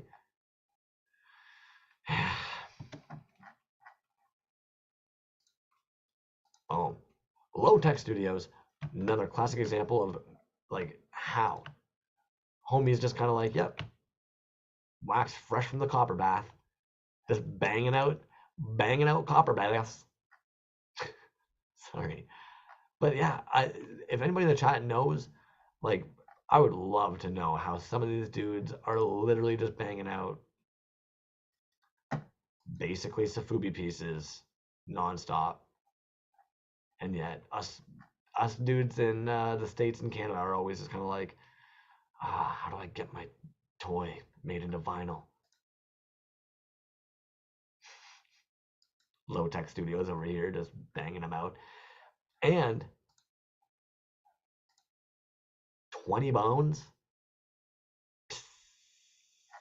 clear figure, soft vinyl, 3.5-inch figure puppet style, hollow bottom. The sales on top of those. Almost.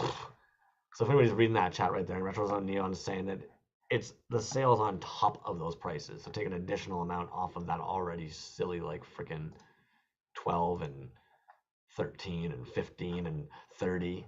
There you go. And again, dudes, I don't know how we break that weird margin. I've been chewing on it all week, and trust me, I shouldn't be chewing on it all week. And I'm sure you guys all chew on it all week as well. I'm sure Zymatco chews on it. I'm sure Suki chews on it. You know, I'm sure any of the dudes in the chat who make this shit, like you guys all chew on it as well. You're sitting there going, how do you make it a more viable thing? And Trashjoy kind of touched on it tonight, right? He kind of mentioned he tries to kind of keep his drops to a minimum. In part, that's actually just to make sure that you can kind of like that sustainability and not have hatred into the pieces or any anger into the pieces. And I often tell you guys, you gotta have that intrinsic and extrinsic value in order to ensure that you're actually enjoying what you're doing. Because when we start seeing those accounts drop off, it's a bummer for everybody involved. Boom. Alrighty, we're coming up to that 2-hour mark. I haven't heard or seen from B, and I don't have a whole lot of cool shit to show or talk to you guys about, to be honest with you, besides potentially showing you things that have come in from Daniel Antil and Gray Skull Toys are sitting beside me here. So we might do a little spin of the wheel if I don't have a message from B, and then I'm gonna let you guys get on with your evening, and it'll be the shortest Toys Alive ever, and you'll all sit there going, man, I'm so thankful for that short Toys Alive episode. Stormical Station letting us know there's actually a Double H Toys and a Dead Bird Toys drop happening. So Let's see what Toys is dropping. Seeing as we were talking about them earlier tonight, and I dig the fact they've actually got, oh, knew it, man. Hadn't been over their page in a little bit, but one of my favorite graphic novels and an artist that I consider very, very talented, Evan Dorkin, dude. They're doing that milk and cheese drop of those. Beautiful. Love seeing that. Is this an alter toy collab? What is going on here? Here's a butte from Friday's upcoming drop. Maybe the nicest one to come out of that mold. Oof. I hadn't even seen the sculpt yet. Stormico Station, man. Thank you very much for pointing that out. And look how much bigger it is than the regular boys. Damn. And a Yakima drop tomorrow? How am I sleeping? Damn it all.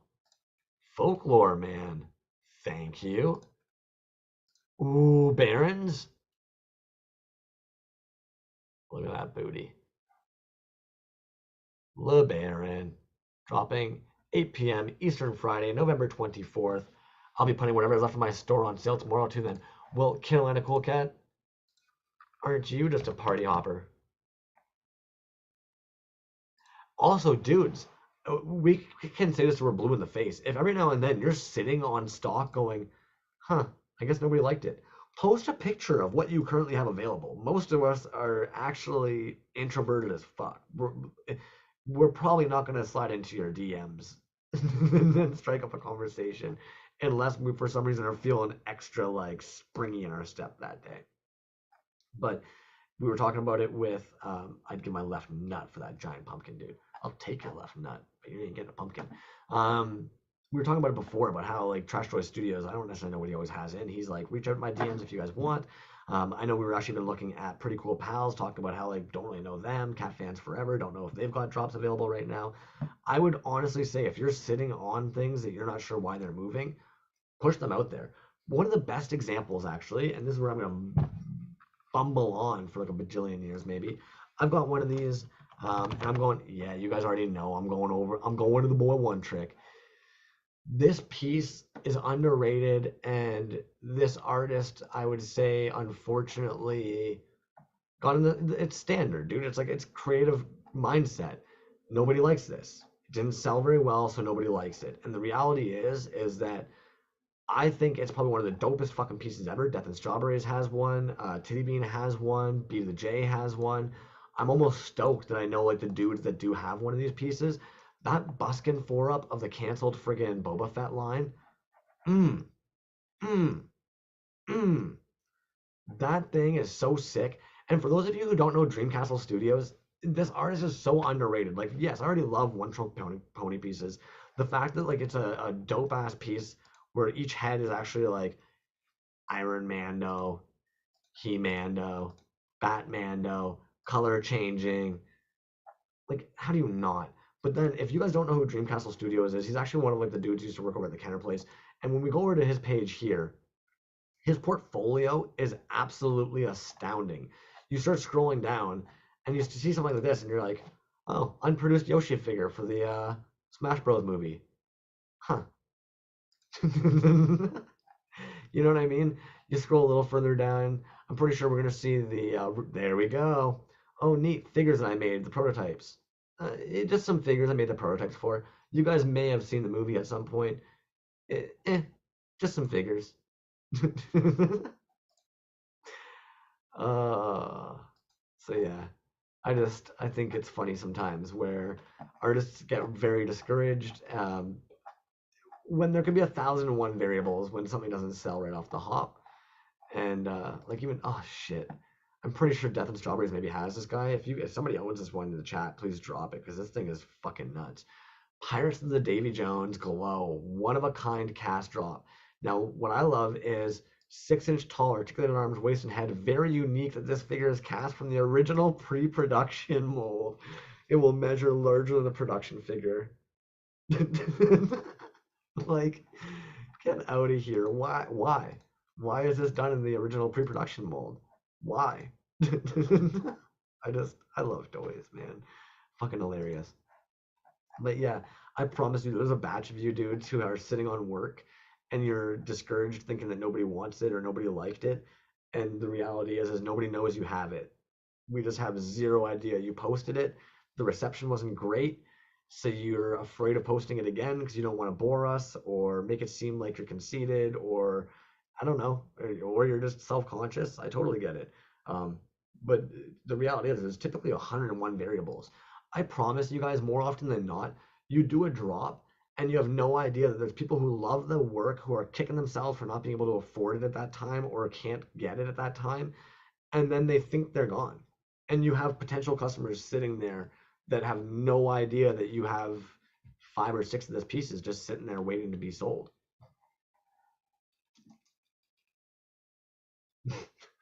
That being said, I don't think we're going to see from B. I am going to grab a box. I'm going to grab a gray skull toy piece here.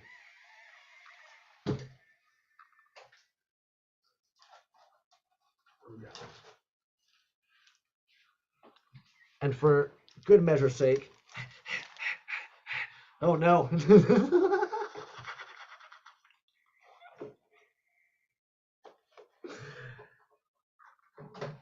Fuck it, we're almost done anyways. I'll figure. Ooh yeah. Ooh, I got like a little a taut choker at this point. There we go. Ah, what up, babes? Um, Jesus fuck. We're gonna do a Grayskull Toys giveaway. I'm picking the one from the bag here that looks like the Toys Alive colorway almost. That's what I'm gonna call it. I was even kind of talking about this earlier tonight. In my opinion, you put an angry dude or anybody who's kind of evil on a on a little Buddha, that's some good shit to me because I think most of us at this point, and I love how this header is literally something you'd see like at Winners or something for a fucking Yokadandle. What are those? You guys know Yokadandle candles. You guys know what the hell they're called. This is what crumbs no bone toke equal bad brain. But Grayskull Toys, man. Yankee Doodle candles. There they are.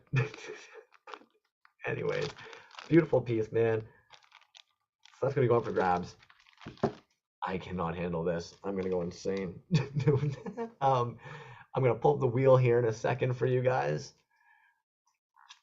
Oh fuck. And if you don't see your name on the wheel, make sure to chime in. Please keep in mind there's about a 1 minute to 2 minute delay. So if ever I miss you and you're like sitting there being like, what do you mean you couldn't add me onto the wheel? I was right here screaming, put me on that wheel. there's about a 3 minute delay some days. And that's why. B, you owe me one tonight, dude. No, you don't. You sent me a beautiful box of really cool shit. This is what I owe you in return. Holy frick. All right, ladies and gentlemen, and everything in between, we are pulling up the wheel of names. And if that was offensive, I don't know. I thought that was safe. So educate me on that as well. Fuck. Dario Avelos, what up? AKA Junk the Dragon, AKA Casually Narcissistic. I slowly got there. Okay, I'm going to leave the wheel up for a moment longer here tonight because I understand riding solo, chatting with the old Trashjoy studios. I may have missed some people. I am going to ride them off, though, in that fun little Hot Wheels way that you guys enjoy. Bootleg Toy Co. Drea's, Lynn's Rapboy, Retro Zone Neon, Jazz Wizard, Zimico, Porpoise, Grayskull Toys. You don't need to be on there. This is actually your piece. Couchiki Toys, Suki, Stormico Station, Slightly Adrift, 8-Bit Mike, Carolina Cocap, Von Fake Name, Yuckamon, Monster Bat Toys, Vomiting Droids, Nim Studios, Goblin Mom, Pocket Salsa, Uncle Bank, Recycle Galaxy, Street Fighter, SPDX, Fletcher Sandvik, Dario Avalos. If I've missed anybody, oh fuck, dude. I'm not a cat. Stormico Station, thank you so much, dude. I do have you. For once I have you. Drea's, I do have you. I'm getting pretty good. I'm getting pretty good at this. Trashjoy Studios, I'm going to put you onto the wheel there because you were actually here this evening. I'm not going to put your mortal name that showed up earlier. Boom. Boom. Boom. Boom. I swear, I'm not a cat. Dude, that might have won the internet at that point. Folklorian. Yes, you've been chiming in tonight, too. I am so sorry, dudes. Holy cow, man. Folklore, dude, I really do sincerely hope some days that, like, you encounter students and you think to yourself, fuck. This dude's like Crumbs. They're trying, but there's just a couple crayons missing. Oh, I've got Porpoise. He's right up here beside Zamako. I just didn't.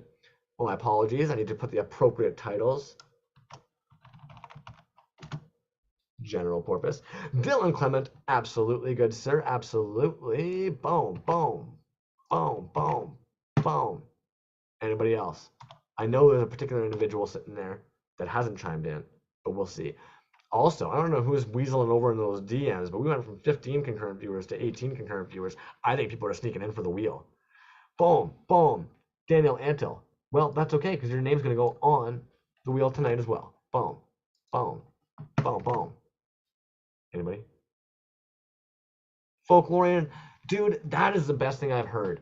A lot of you don't realize this. When I was going to university, what I was originally doing was actually going through to become a teacher. And the main reason was because I felt we needed way more teachers that wanted to be there for the kids who needed teachers who wanted to be there. So I'm glad to know that there are folks out there who are intuitive enough to hopefully make days easier for other people out there. Boom. Okay. I think you have all had ample time. Isn't ample a great word? Ample time. Anyways, I think you've all had ample time to be able to chime in if you want to get on this wheel. So I'm going to give this good old wheel a little spin, and you'll be getting this Grayskull Toyz skull. Oh my goodness, why can't I think this evening? Because it's been 2 hours of talking at a screen. This lovely little Buddha piece is going to be going out. Go to their web store as well. Check out all the pieces they've got in there. They have a whole bunch of other pieces. Not just these. Get on there. Dre Azaze knows too. He met this guy. He touched his hand with his hand. Stand-up comedian's downfall. Ooh. Damn. Bo Burnham? No, I'm just kidding. I'm assuming. Anyways, Monster Vat Toys. Did I get you on that wheel? A plethora. A plethora. Apple pie. Dude, I haven't had any pie. I would kill for some pie. Monster Vat, man, I do have you on there. And dude, it's so good seeing you pump out some shit again. Alrighty, giving that wheel a little spinny, dude. I don't know why. Something about ample makes me think of supple. Oh, Jesus frick. Dre is a... Now, the only reason why I'm laughing, and some of you won't realize this, I'm laughing because Dre Azaze was there when we met Grayskull Toyz, so it's comical to me that, yeah. Ladies, gentlemen, they, thems, dogs, cats, everything under the sun, thank you for hanging out this evening, because I understand that it was a weird night hanging out with the old Crumbly Bumbly for almost an hour and 15 minutes. But you did it. And you can put this on your resume as well. If any of you want to be able to put this on your resume and just say like, hey, I survived an hour and 40 minutes of just Crumbs on Toys Alive, I personally feel it's worthy of being put on your resumes at this point. Otherwise, we will see you all again next Thursday. Thank you for coming and hanging out. Trashjoy Studios, thank you for coming and hanging out. B.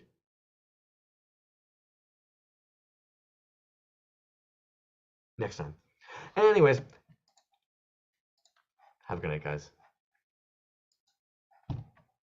Oh, actually, before I go, next week, Brulio Toys.